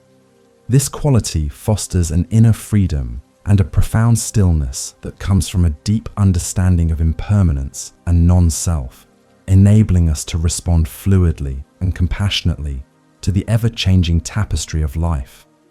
A true embodiment of non-striving and radical acceptance, fostering cognitive ease. In a remote, high-altitude village nestled among towering snow-capped peaks, where the air was thin and crisp, and the rhythm of life was dictated by the harsh mountain seasons, lived a wise elder named Kelsang. Kelsang was not a formal teacher, but a revered storyteller, whose tales, passed down through generations, carried the deep wisdom of their ancestors. His small, cozy dwelling, filled with the scent of burning juniper and warm yak butter tea, was a place of profound stillness where villagers gathered to hear his narratives, finding solace and guidance in his words, a source of groundedness and full presence. One bitter winter, a young man named Dorje approached Kelsang, his face etched with despair. Dorje's elderly mother was gravely ill, and the only known remedy, a rare herb, grew on a perilous, almost inaccessible cliff face, shrouded in treacherous ice. Dorje, though strong and determined, was overcome with fear and a sense of hopelessness. He felt a deep trishna, a craving for his mother's recovery, but also a profound fear of failure and the potential anatta of losing his own life in the attempt. He had always relied on brute strength, but this challenge felt beyond his physical capabilities, challenging his self-knowledge and self-compassion. Kelsang listened with unwavering attention, his eyes reflecting a deep karuna, compassion, for Dorje's plight. He understood that simply telling Dorje to be brave or have faith would be insufficient, even unhelpful. Dorje needed more than platitudes. He needed a specific, actionable path, tailored to his unique fears and the immediate, life-threatening circumstances. Kelsang's wisdom, prajna, recognized that a direct, confrontational approach might only increase Dorje's anxiety, potentially leading to a reckless and fatal attempt. He knew that skillful means, upaya, was required, a way to guide Dorje without imposing his own will, fostering cognitive ease. Kelsang did not immediately offer advice about climbing. Instead, he began to tell a story, his voice soft and rhythmic, filling the small dwelling with a profound stillness. He spoke of an ancient mountain spirit, not one of brute force, but of subtle wisdom, who had once faced a similar challenge. This spirit, Kelsang narrated, did not directly attack the icy obstacle, but instead observed the wind, the sun, the subtle shifts in the ice. It waited, it adapted, it found the hidden pathways, not through strength, but through patience and keen observation, making its way with a profound stillness and non-striving. As Kelsang continued his tale, he wove in practical details, almost imperceptibly, how the spirit learned to read the subtle signs of melting ice, how it used small, carefully placed stones to test stability, how it found footholds by observing the patterns of frost. He spoke of conscious breathing, of maintaining full presence, of letting go of fear by focusing on the immediate task. Dorje, engrossed in the narrative, unconsciously began to visualize these actions, feeling his own body relax, his mind becoming clearer, his anxiety gradually replaced by a quiet, focused determination, a seamless integration of story and practical instruction. The story concluded with the mountain spirit successfully reaching its goal, not through a heroic struggle, but through intelligent adaptation and profound stillness. Kelsang then looked at Dorje, his gaze gentle but penetrating.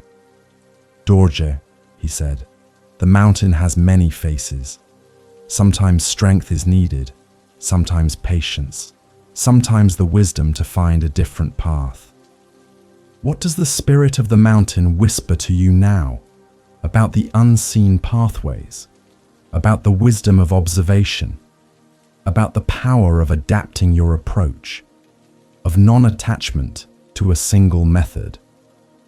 Dorje, his eyes now alight with a new understanding, realized that the story was not just an entertaining tale, but a direct teaching, a skillful means tailored precisely to his fears and his need for practical guidance.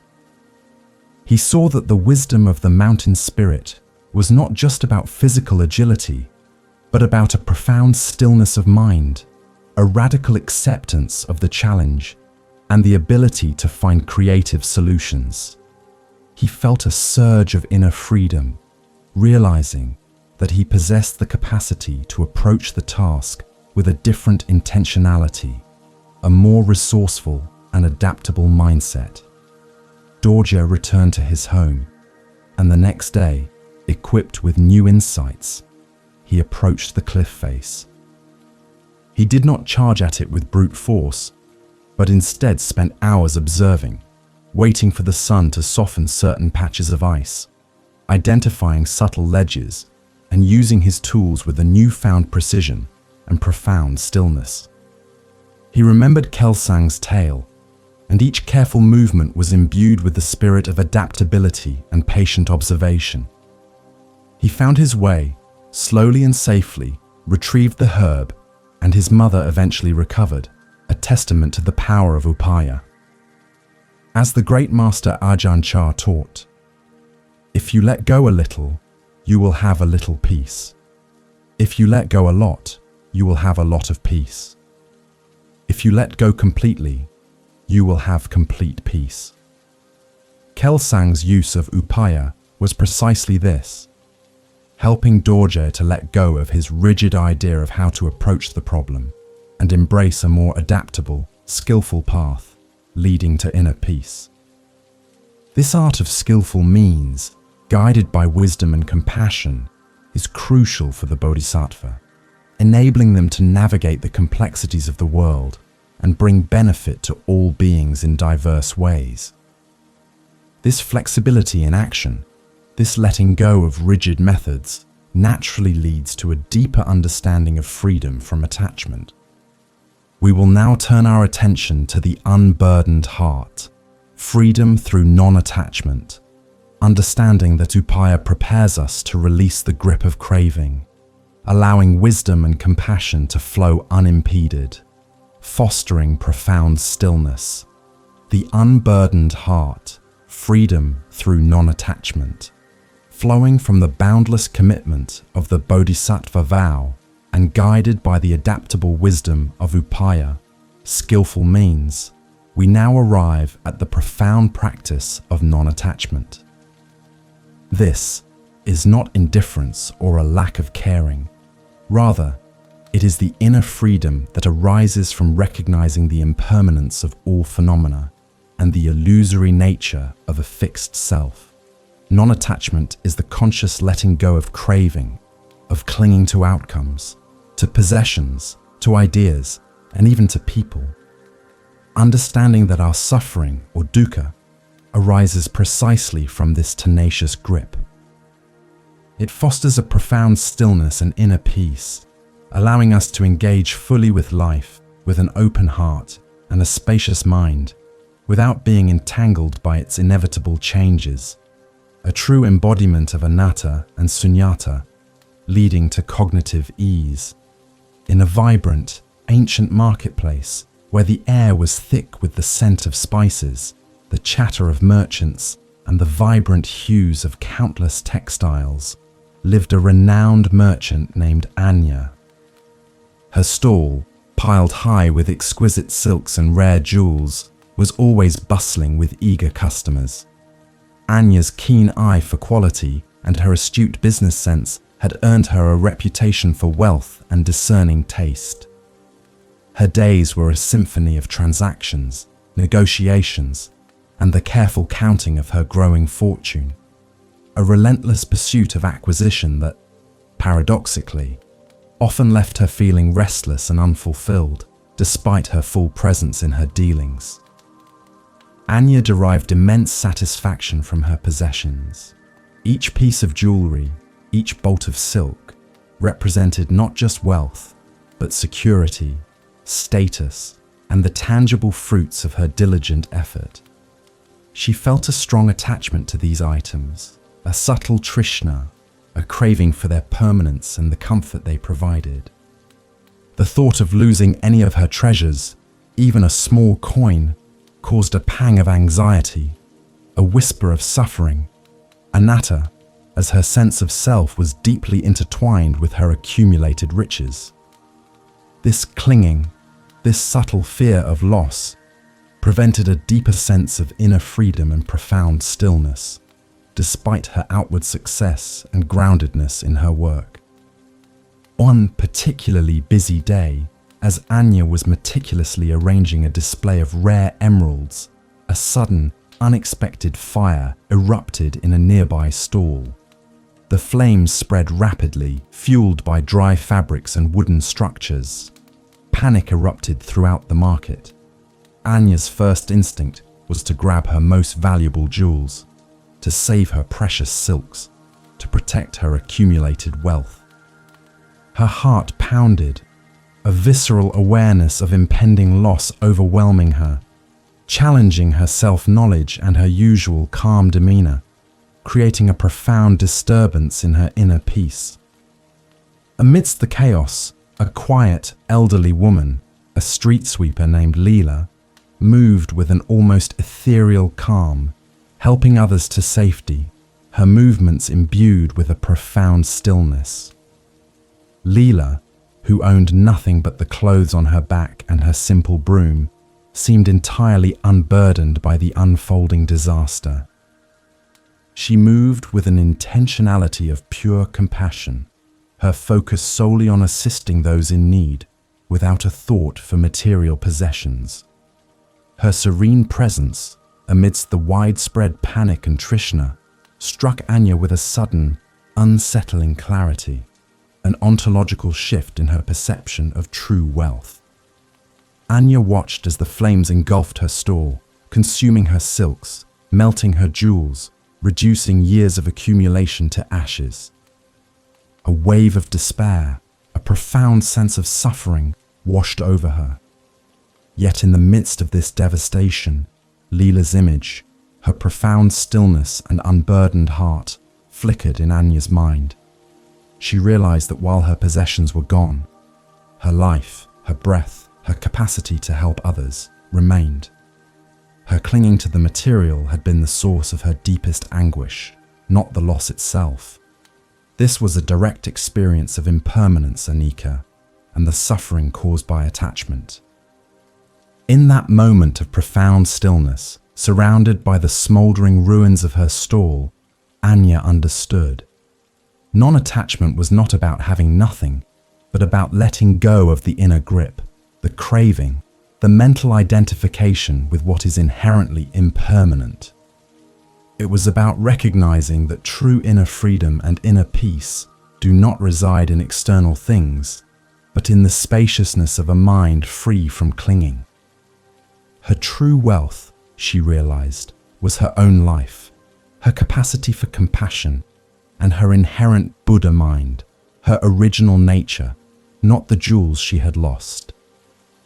This was a radical acceptance of the reality of non-self. With a deep, cleansing breath, Anya released the last vestiges of her despair. She began to help Leela and others, her hands, once accustomed to counting coins, now reaching out to assist, to comfort, to rebuild. She found a profound stillness in this selfless action, a contentment that surpassed any joy she had derived from her previous wealth. Her heart, once burdened by the weight of possessions, now felt light, unencumbered, filled with a spaciousness she had never known, a seamless integration of non-striving and full presence. As the market slowly began to rebuild, Anya continued her life, but with a fundamentally transformed perspective. She still engaged in commerce, but now her intentionality was different. She saw her work as a means to serve, to contribute, to alleviate suffering, rather than merely to accumulate. She held her possessions lightly, understanding their impermanent nature, and found a deep inner peace in the practice of dana, generosity, sharing her resources with a truly open hand.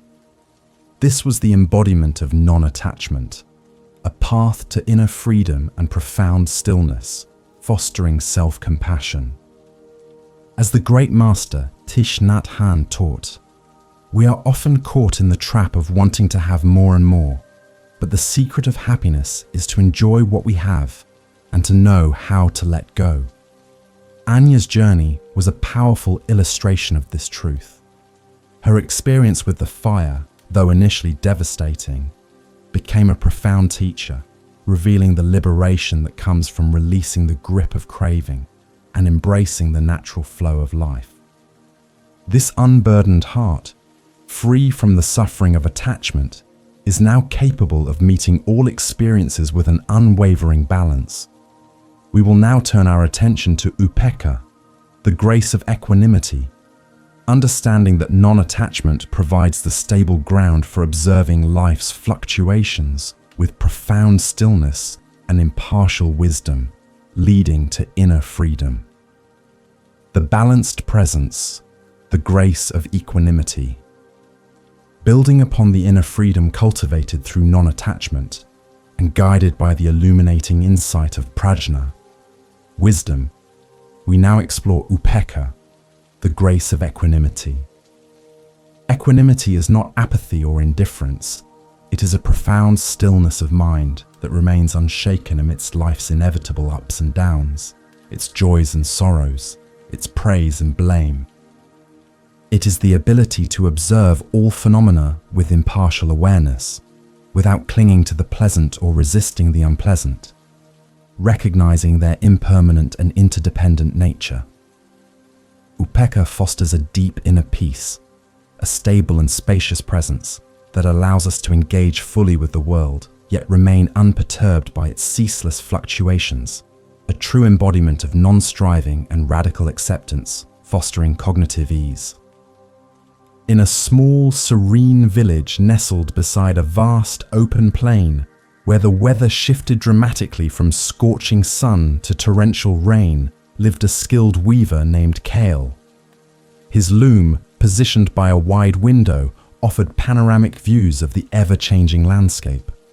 Kale's work was intricate, creating beautiful tapestries that depicted the cycles of nature, blending vibrant colors with subtle textures. His hands moved with a practiced rhythm, each thread woven with care and full presence, a testament to his deep self-knowledge and dedication, embodying a profound stillness in his craft. Kyle, like many, found himself often swayed by the external conditions of the plain. When the sun shone brightly and the harvest was abundant, his heart felt light and joyful. His weaving flowed effortlessly, imbued with a sense of contentment. But when the rains failed or a sudden storm ravaged the crops, a shadow would fall over his spirit.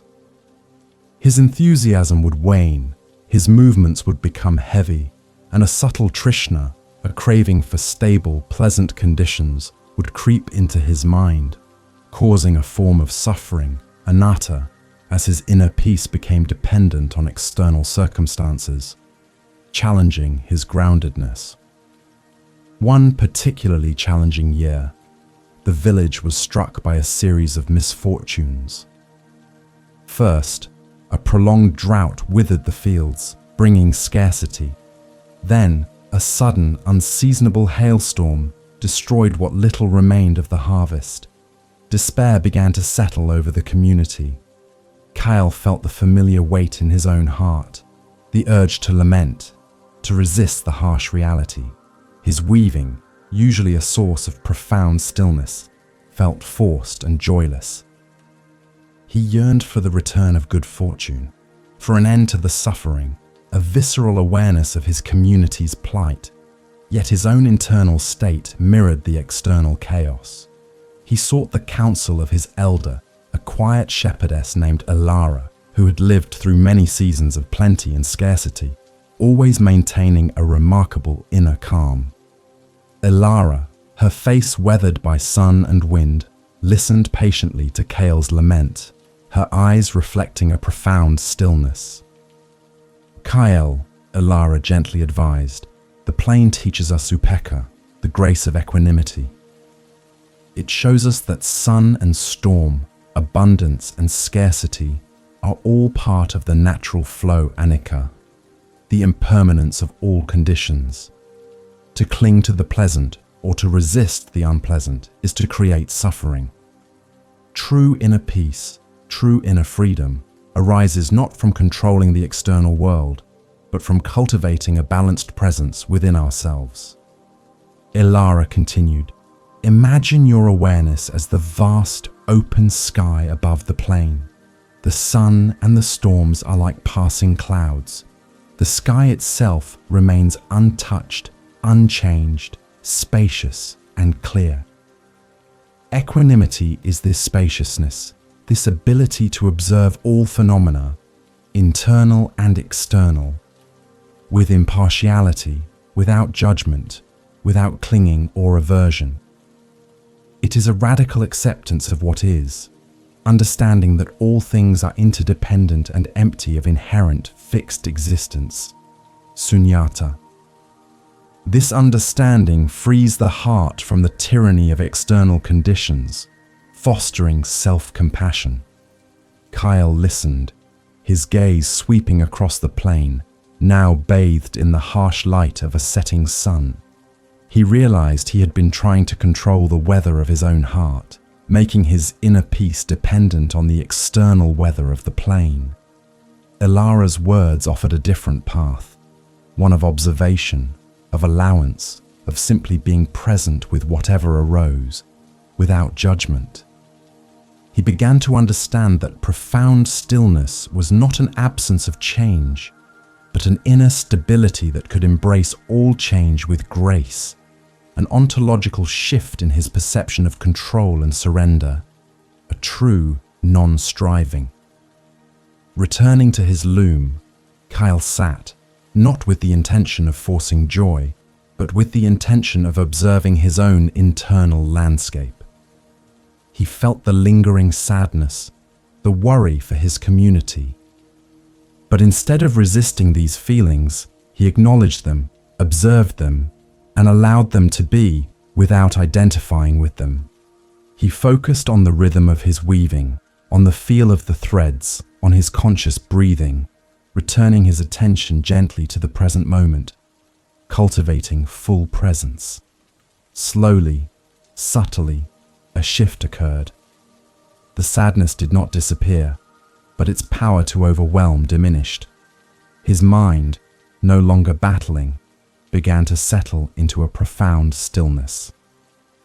He continued to weave his tapestries, depicting both the sun-drenched fields and the storm-ravaged plains, but now each thread was imbued with a deep sense of equanimity, a balanced presence that honored all aspects of life. He wasn't trying to achieve peace.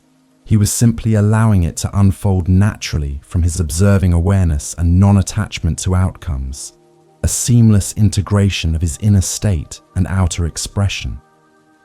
As the great master Jack Cornfield often says, equanimity is a spaciousness of heart that allows all things to arise and pass without grasping or pushing away. Cale's journey was a living testament to this, finding a profound stillness and inner freedom within the dynamic interplay of life's challenges and blessings. This balanced presence, this grace of equanimity, is essential for maintaining a clear mind and an open heart on the Bodhisattva path, enabling us to engage with the world's suffering without being consumed by it. This impartial observation, this profound stillness, naturally leads to a deeper understanding of our shared existence. We will now turn our attention to the weave of existence, interconnectedness unveiled, understanding that upekkha provides the clarity to perceive the intricate web of relationships that bind all beings, fostering compassion and cognitive ease. The weave of existence, interconnectedness unveiled.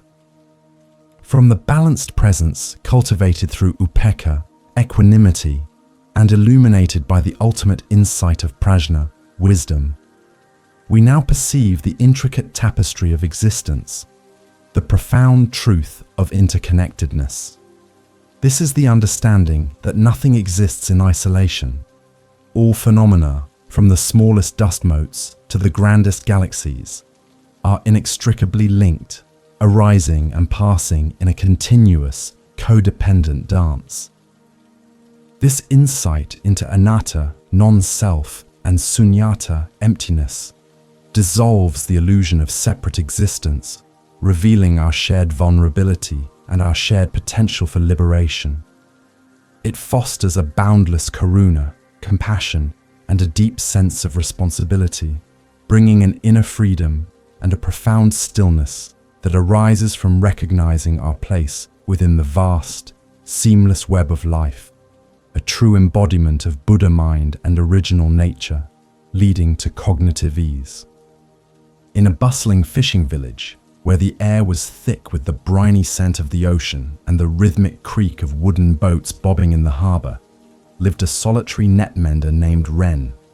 His small hut, perched on stilts over the water, was filled with the tangled chaos of fishing nets, ropes, and the tools of his trade.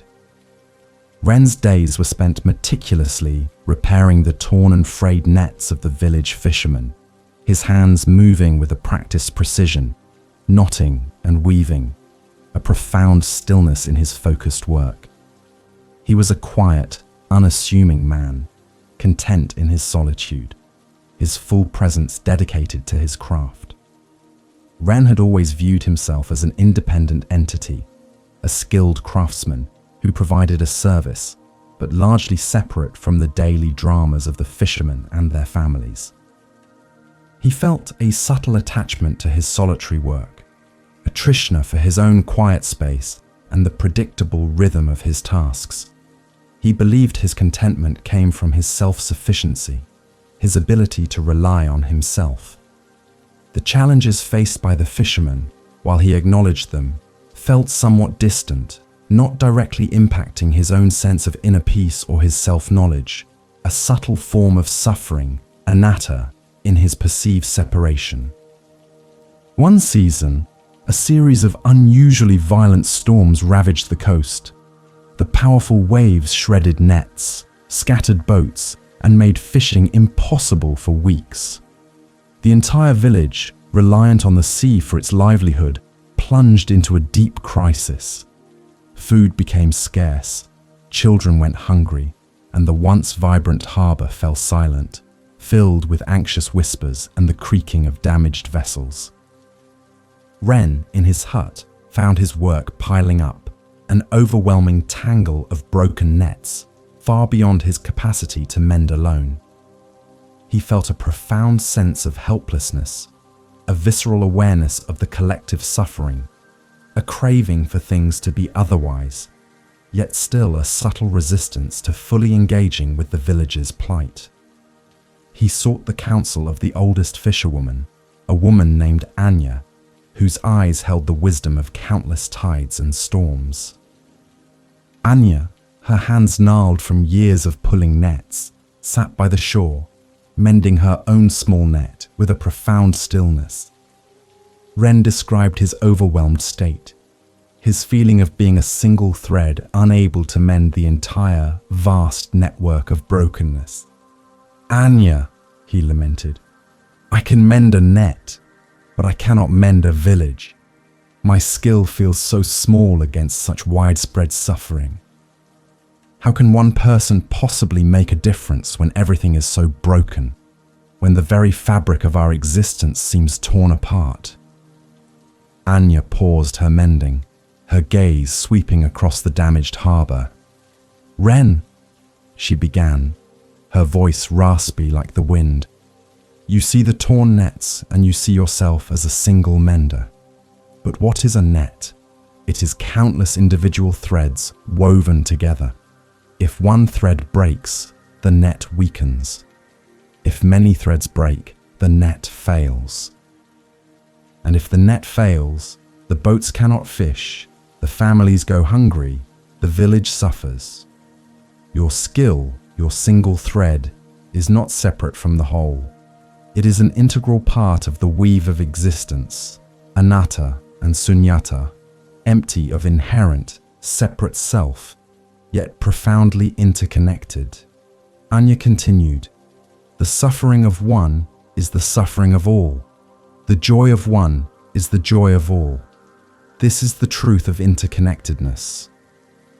To truly mend the net, we must recognize that every thread, every person, every action is part of the whole. Your individual effort, when combined with the efforts of others, creates a new strength, a new resilience. This understanding fosters a boundless karuna, compassion, a radical acceptance of our shared vulnerability and our shared responsibility.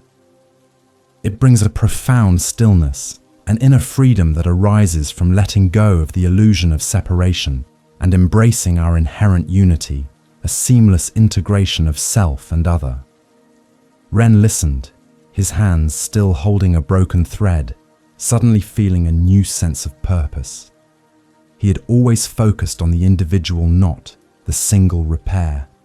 Now, he began to see the entire net stretching far beyond his hut, connecting him to every boat, every family, every hungry child.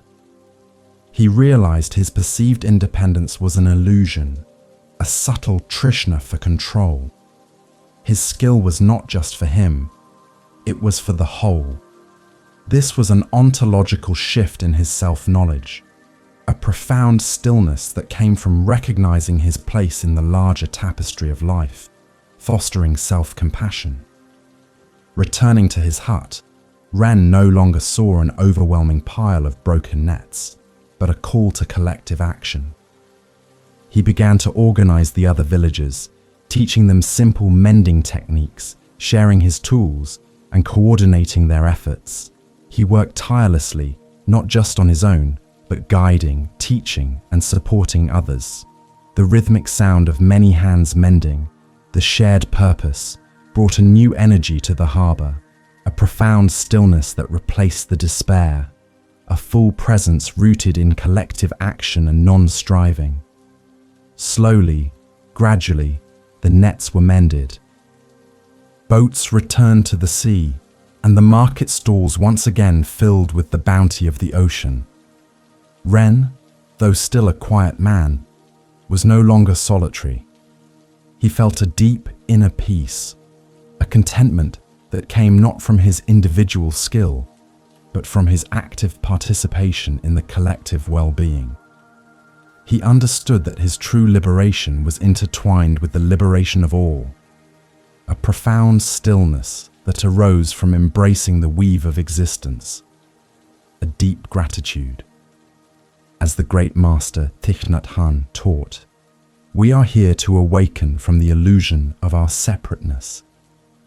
Ren's journey was a living testament to this, awakening to the profound truth of interconnectedness, understanding that the welfare of each thread impacts the strength of the entire net. This realization of our shared existence, our fundamental unity, naturally leads to the most radical expression of compassion. With this deep understanding of the weave of existence, we are now prepared to explore Tonglen, the practice of exchanging suffering, understanding that our interconnectedness empowers us to actively take on the pain of others and offer relief with profound stillness and non-attachment. The exchange of suffering, the practice of Tonglen. Arising from the profound insight into the weave of existence and our fundamental interconnectedness, we now turn to Tonglen, the radical and transformative practice of exchanging suffering. Tonglen is a meditation practice where, through conscious breathing, we imaginatively take in the suffering of ourselves and others, transforming it within our hearts, and then send out relief, compassion, and well-being. It is the ultimate expression of karuna, active compassion, fueled by bodhicitta, the aspiration for universal liberation, and guided by prajna, wisdom.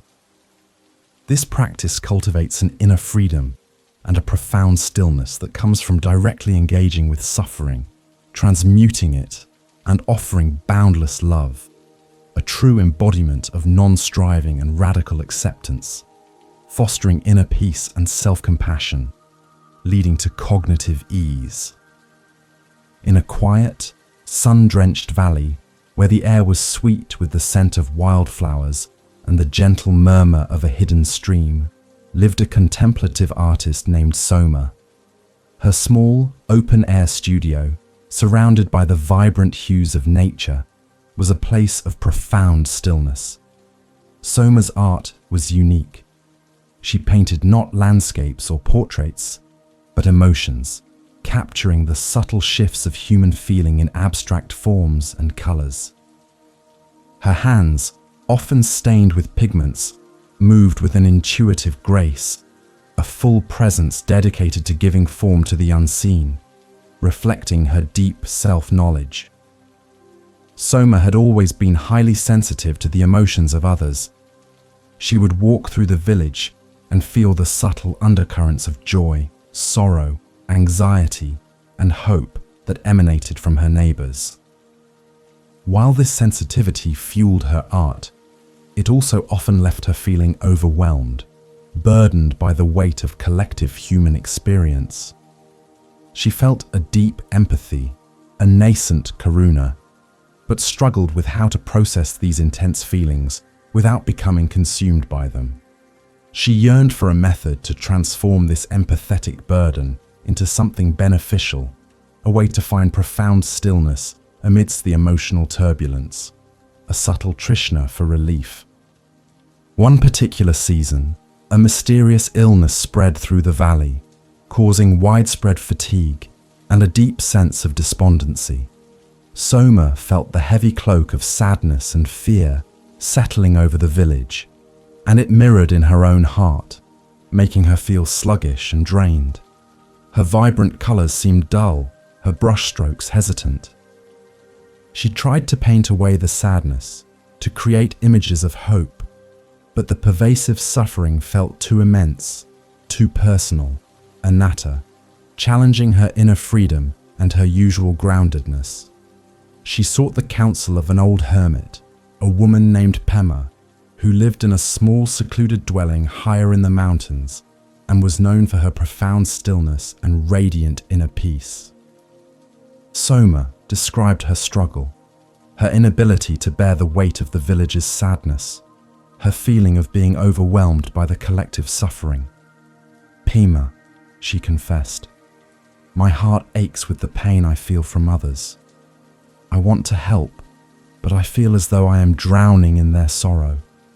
How can I offer compassion without losing myself, without succumbing to their suffering, without losing my own inner peace? Pema listened, her gaze soft and unwavering.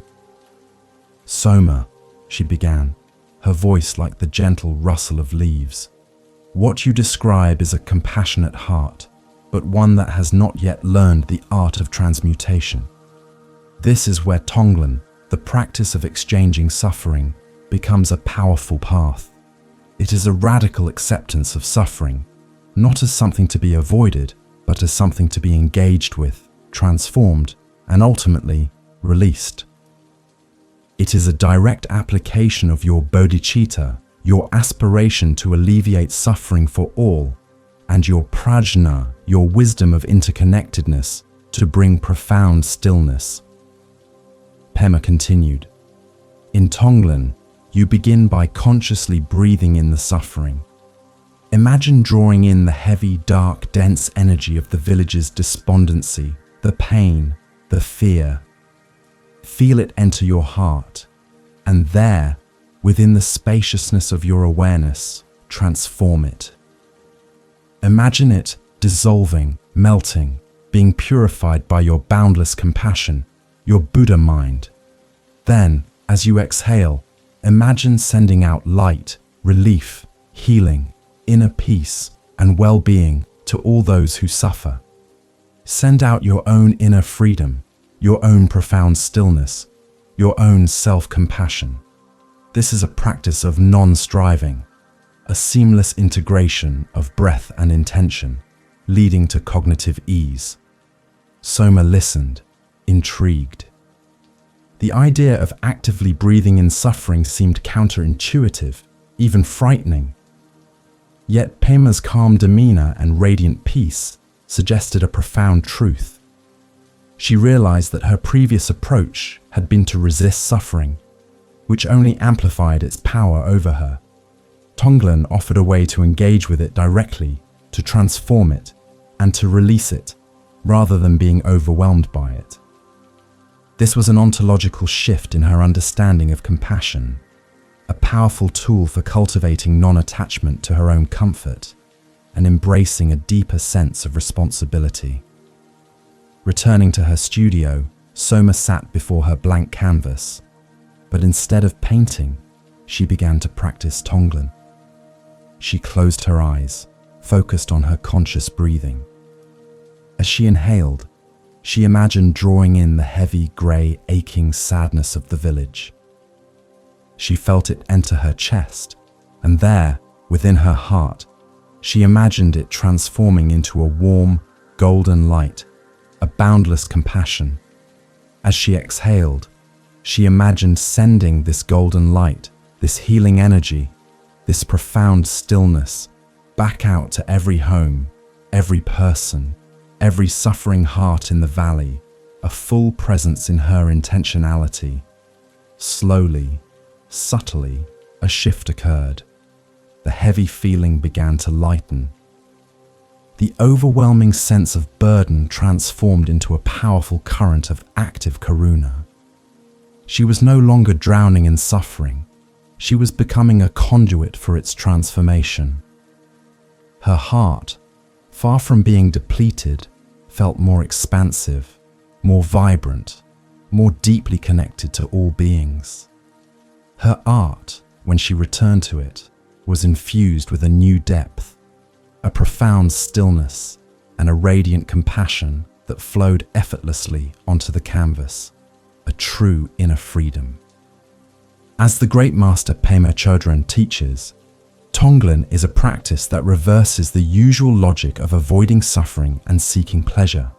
In Tonglen, we breathe in suffering and breathe out well-being.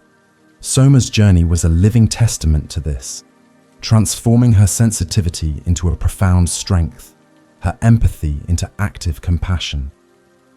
This radical practice of exchanging suffering, rooted in our deep interconnectedness, requires an open and humble heart, a willingness to approach each moment with freshness and curiosity. This profound stillness, this willingness to engage, naturally leads to a new way of seeing.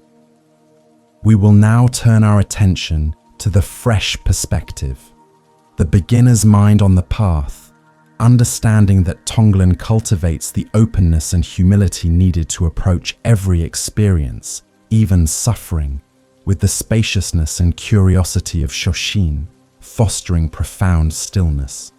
The fresh perspective, the beginner's mind on the path. Flowing from the radical compassion of Tonglen, the exchange of suffering, and guided by the liberating insight of prajna, wisdom, we now embrace Shoshin, the beginner's mind. This is not ignorance or naivete, but an attitude of openness, eagerness, and lack of preconceptions, even when studying a subject for many years. It is the profound stillness of a mind unburdened by fixed ideas, allowing us to approach every moment, every experience, every teaching, with fresh eyes and a spirit of inquiry. Shoshin fosters an inner freedom and a profound stillness that comes from releasing the attachment to expertise and embracing the endless possibilities of discovery, a true embodiment of non-striving and radical acceptance, fostering cognitive ease and deep self-knowledge. In a revered academy nestled within a sprawling ancient city, where the air hummed with intellectual discourse and the scent of old parchment, lived a celebrated scholar named Master Kenji. His mind was a vast library of ancient texts, philosophical treatises, and intricate commentaries. Students from far and wide sought his wisdom, admiring his profound knowledge and his ability to dissect complex ideas with meticulous precision. Kenji found deep satisfaction in his intellectual pursuits, a sense of groundedness in the certainty of his accumulated understanding, his full presence often immersed in the world of concepts. Master Kenji had, over many decades, developed a strong attachment to his own erudition. He believed that true wisdom lay in the accumulation and mastery of knowledge, in the ability to offer definitive answers and intricate explanations. This intellectual craving, this trishna for certainty and the validation of his expertise, while leading to great academic success, also created a subtle rigidity in his thinking. He sometimes found it difficult to entertain new perspectives or to admit when he did not know something, a subtle form of suffering, anatta, as his sense of self was deeply intertwined with his identity as a master scholar, hindering his profound stillness. One day, a young, earnest student approached Kenji with a seemingly simple question about the nature of impermanence, anicca. Kenji, drawing from his vast knowledge, launched into a detailed explanation, citing various texts and philosophical arguments. The student listened respectfully, but then, with a quiet sincerity, asked, "But Master, if all things are impermanent, how can any of our knowledge truly be fixed? How can we truly know something if it is constantly changing, even our understanding of it?" The question, so direct and unadorned, pierced through Kenji's intellectual defenses, causing a moment of profound stillness and disorientation. Kenji found himself at a loss for words. His intricate explanations, while logically sound, suddenly felt hollow, unable to fully capture the lived, experiential reality of impermanence. He realized he had been presenting knowledge as a fixed, immutable object, rather than a dynamic, ever-evolving process. His mind, usually so quick to draw connections and offer answers, felt strangely empty. A subtle suffering, a craving for his usual intellectual certainty. Yet in that emptiness, a spaciousness began to emerge, an ontological shift in his self-knowledge. He sought the counsel of a humble gardener named Hana, who tended the academy's small, vibrant Zen garden. Hana, though unlettered, possessed a remarkable, profound stillness and a deep, intuitive understanding of life's cycles. Kenji, somewhat reluctantly, described his encounter with the student and his own intellectual impasse. "Hannah," he confessed, "I have studied impermanence for decades, yet when asked a simple question, I found my knowledge felt like dry dust, unable to truly convey the living truth.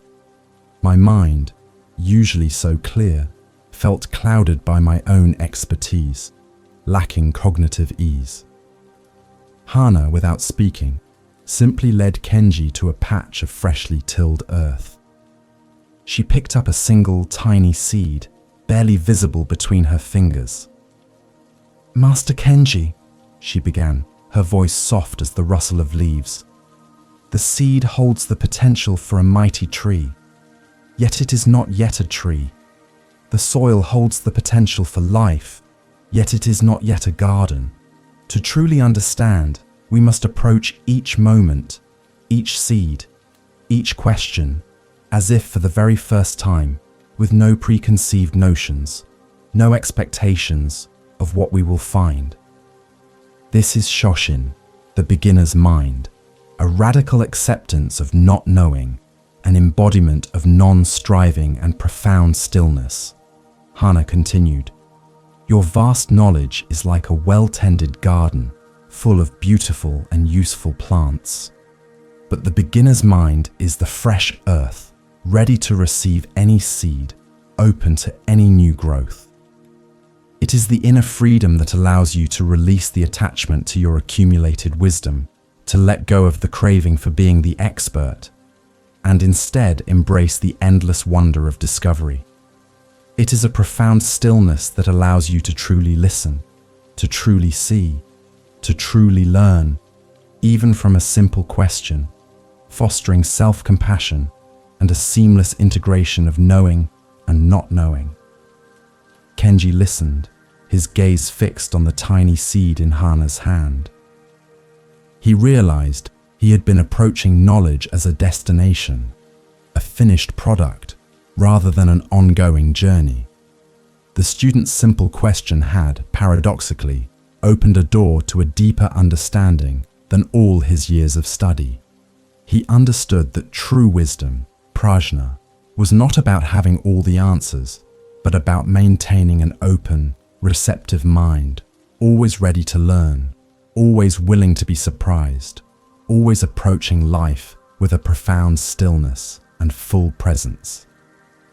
Returning to his study, Kenji looked at his ancient texts with new eyes. He still valued their wisdom, but now he approached them not as definitive statements, but as invitations to further inquiry, as starting points for fresh contemplation.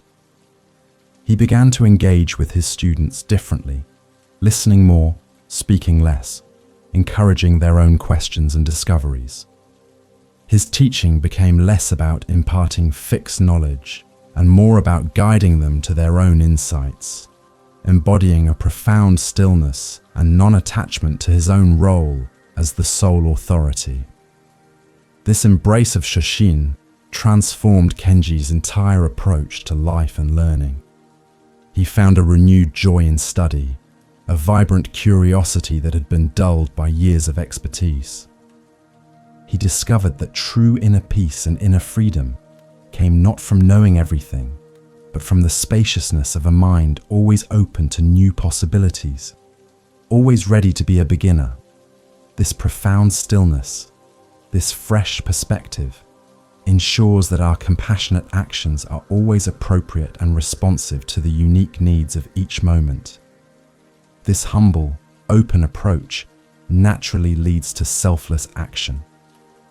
We will now turn our attention to the quiet offering, service without expectation, understanding that Shoshin cultivates the humility and non-attachment necessary for truly altruistic acts, performed with profound stillness and full presence. The quiet offering, service without expectation. Emanating from the fresh perspective of Shoshin, the beginner's mind, and guided by the liberating insight of prajna, wisdom, we arrive at the profound practice of quiet offering, service without expectation. This is the embodiment of dana paramita in its purest form, where acts of generosity and compassion are performed not for recognition, reward, or even gratitude, but simply because the heart calls for it, rooted in bodhicitta, the aspiration for universal liberation. It is an intentionality of pure altruism, a profound stillness that comes from releasing all attachment to outcomes and embracing the inherent joy of giving, a true expression of non-striving and inner freedom, fostering cognitive ease and deep self-knowledge. In a small, bustling market town, where the daily clamour of commerce mingled with the laughter of children and the distant calls of street vendors, lived a quiet baker named Lena. Her small bakery, perpetually warm and fragrant with the scent of fresh bread, was a beloved fixture in the community. Lena's hands, dusted with flour, moved with a practiced grace, kneading dough, shaping loaves, and carefully tending her brick oven. She found deep satisfaction in her craft, a sense of groundedness in the simple act of providing sustenance, her full presence devoted to creating delicious bread. Lena had always been a generous soul, often giving away unsold loaves to those in need, or leaving small treats for the neighborhood children. These acts brought her a quiet contentment, a subtle inner peace. However, she sometimes found herself subtly anticipating a thank you, a nod of appreciation, a small acknowledgement of her kindness. This subtle trishna, a craving for recognition, while not overtly harmful, created a slight attachment to the outcome of her generosity, a whisper of suffering, anatta, as her sense of self was still subtly linked to the perception of her good deeds, hindering her profound stillness. One cold grey morning, a sudden heavy snowfall blanketed the town, making travel difficult and trapping many elderly residents in their homes. Lena knew that many would struggle to get food. Her first thought was to bake extra loaves and deliver them, imagining the grateful smiles and warm words of thanks. But as she began to knead the dough, she felt that familiar, subtle anticipation, that quiet craving for recognition, stirring within her, challenging her self-compassion. She paused, her hands still in the dough, sensing a deeper truth was trying to emerge, a call for a purer form of offering. She remembered a teaching from her youth, shared by a wise, wandering mendicant who had once passed through the town. The mendicant had spoken of the invisible giving, acts of kindness performed in such a way that the giver remains unknown, the act itself becoming its own reward. True dana, the mendicant had said, is like the rain that falls on all equally, without seeking praise from the thirsty earth. It is a profound stillness, an inner freedom that comes from letting go of all expectation, even the expectation of gratitude. Your act becomes a pure offering, a manifestation of your inherent Buddha mind, your original nature. Lena pondered these words.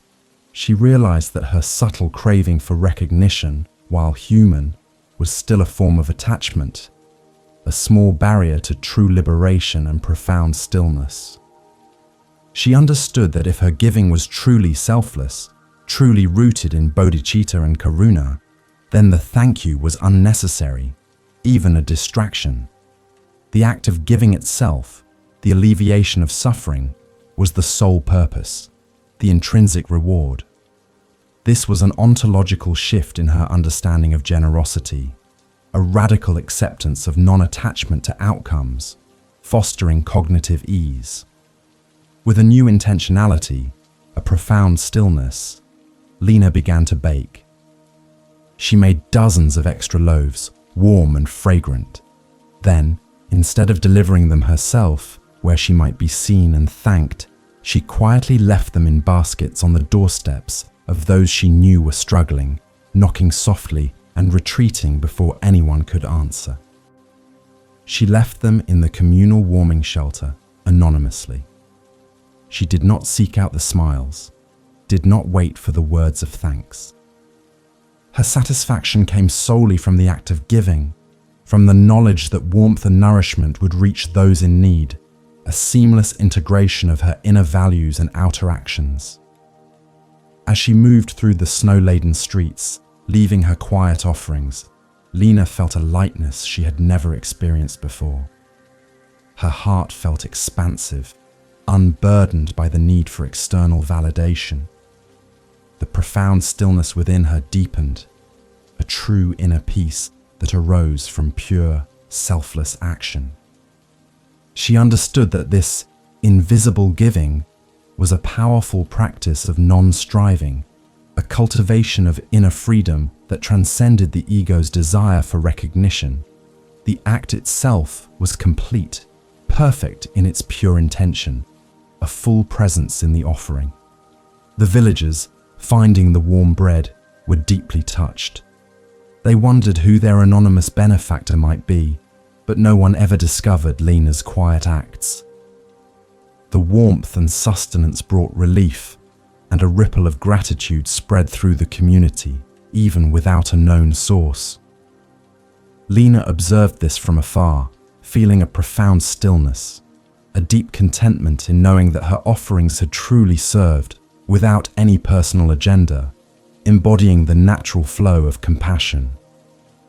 As the great master Ajahn Chah taught, if you want to be free, you must learn to let go of everything.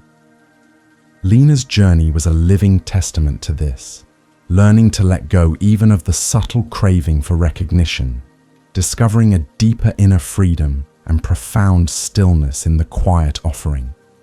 This selfless service, this pure giving without expectation, is a powerful means of realizing our inherent Buddha nature, our original nature, the boundless potential for awakening that resides within us all. With a heart unburdened and an open mind, we are now prepared to reflect on this ultimate truth.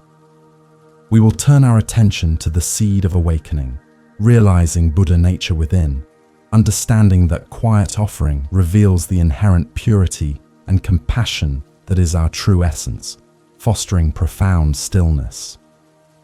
The seed of awakening, realizing Buddha nature within.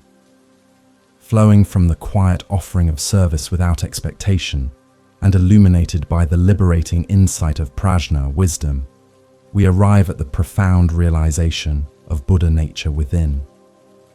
This is the understanding that the potential for awakening, for complete liberation from suffering, is not something external to be acquired, but an inherent luminous essence that resides in every single sentient being. It is our original nature, untouched by delusions, unblemished by defilements, always present like a brilliant sun hidden behind passing clouds. This realization fosters an inner freedom and a profound stillness that comes from recognizing our intrinsic purity and our boundless capacity for compassion and wisdom, a true embodiment of non-striving and radical acceptance, fostering cognitive ease and deep self-knowledge.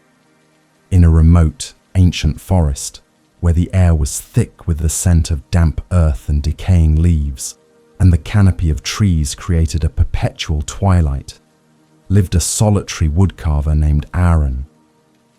His small, rustic cabin, nestled deep among the gnarled roots of towering oaks, was a place of profound stillness. Aaron's hands, strong and calloused, transformed rough timber into exquisite sculptures of animals, birds, and the subtle forms of the forest itself. He found deep satisfaction in his craft, a sense of groundedness in revealing the hidden beauty within the wood, his full presence devoted to each intricate detail. Arun, despite his deep connection to nature, often felt a subtle sense of incompleteness within himself. He believed that inner peace and true wisdom were qualities to be painstakingly cultivated, perhaps achieved only after countless years of arduous practice. He saw his own imperfections, his moments of frustration, his subtle trishna for a more perfect, enlightened state, as barriers to his spiritual progress.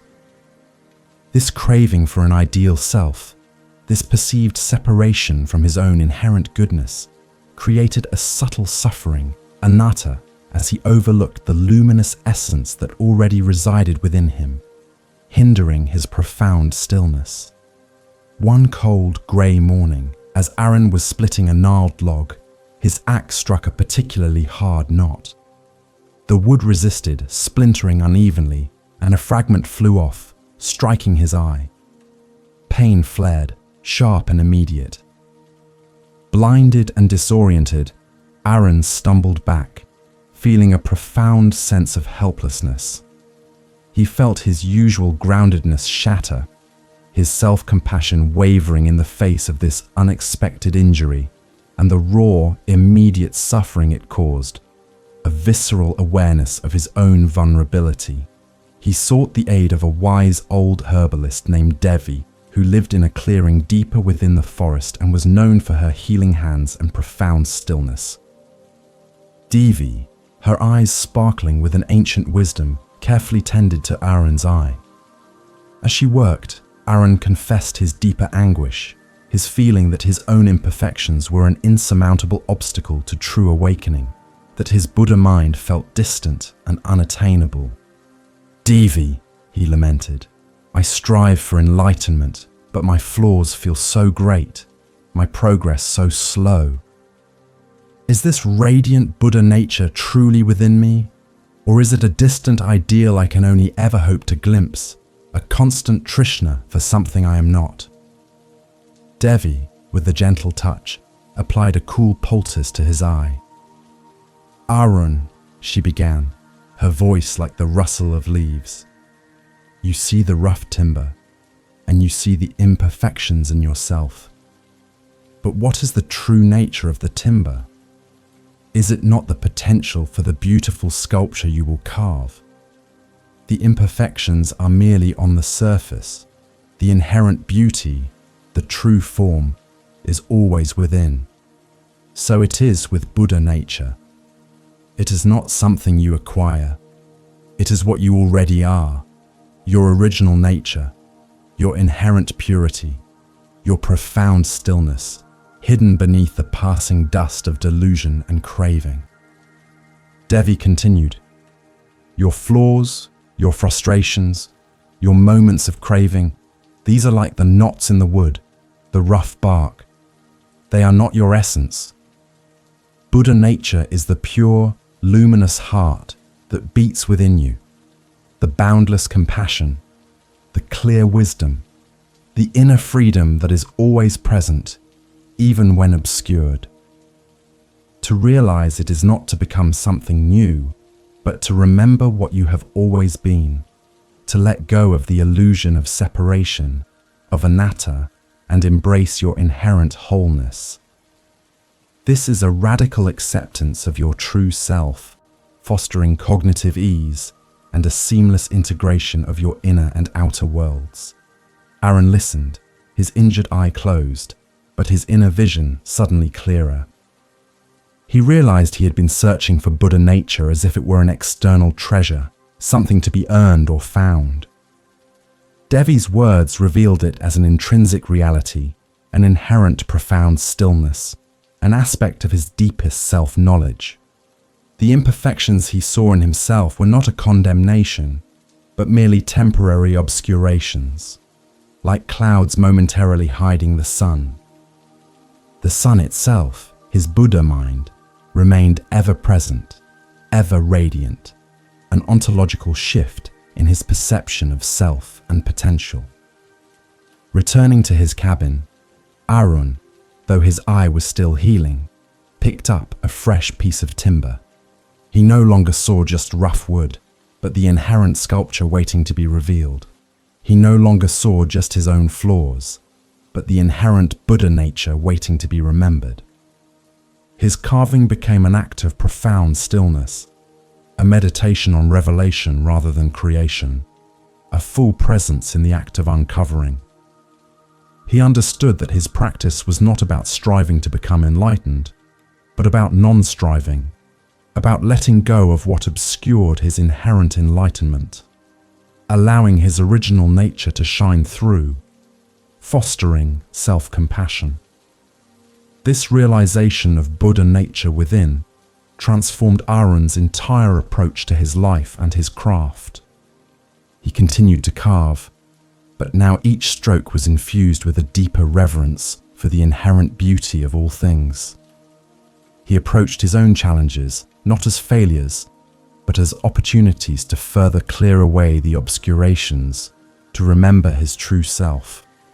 He found a profound stillness and inner peace that was unshakable, rooted in the certainty of his inherent wisdom and compassion, an inner freedom that transcended all external circumstances, a deep gratitude for existence. As the great master Dogen Zenji taught, when you find your way, you will find others' way. When you are enlightened, you will enlighten others. Aaron's journey was a living testament to this, realizing his own Buddha nature and thereby understanding the inherent Buddha nature in all beings. This profound stillness, this recognition of our original nature, is the ultimate goal of the Bodhisattva path, the wellspring from which all compassion and wisdom flow. It is the understanding that we are already whole, already free, already capable of boundless love. And now, as the light of this understanding gently settles, we prepare for a deep and restorative rest, carrying this wisdom into the quietude of sleep. As our shared journey through the profound wisdom of the Bodhisattva path gently draws to a close, allow your awareness to softly return to the contours of your own body, to the gentle rhythm of your conscious breathing. Feel the weight of your form resting upon the surface beneath you, the subtle sensations that arise and pass within your being. You are here, in this present moment, and that, in its simple truth, is entirely sufficient. There is nothing more you need to achieve, nothing more you need to become. For this very presence, this very breath, holds all the wonder and all the peace that you seek. Permit yourself to release any lingering thoughts, any subtle cravings, any burdens that your mind might still be holding.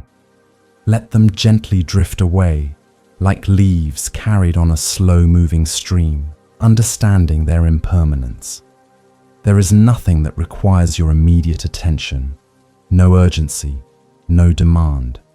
Simply allow yourself to soften, to surrender to the natural flow of this moment, cultivating a profound stillness, a deep inner peace that is always available to you, a true inner freedom. As you prepare to transition into the deep restorative embrace of sleep, know that the seed of awakening, your inherent Buddha nature, resides within you, luminous and untouched. You carry within you the boundless potential for compassion, for wisdom, for unshakable equanimity. These qualities are not distant ideals, but intrinsic aspects of your original nature, waiting to be remembered and nurtured through your observing awareness. May your sleep be profound and undisturbed, a sacred pause where your body and mind can fully rest and rejuvenate. Let each breath deepen, each muscle soften, as you drift into a state of serene repose. You are worthy of this peace, worthy of this profound stillness, worthy of this deep and boundless rest. If these words, these stories, these reflections have resonated within your heart, touching upon a deeper truth or offering a moment of solace, we invite you to return to this peaceful sanctuary whenever you seek comfort or clarity. Consider subscribing to keep this harbor of peace close at hand, a place where you can always reconnect with your inner wisdom. May you awaken renewed, refreshed, and reconnected to the profound stillness and inherent goodness that is your true essence. Good night.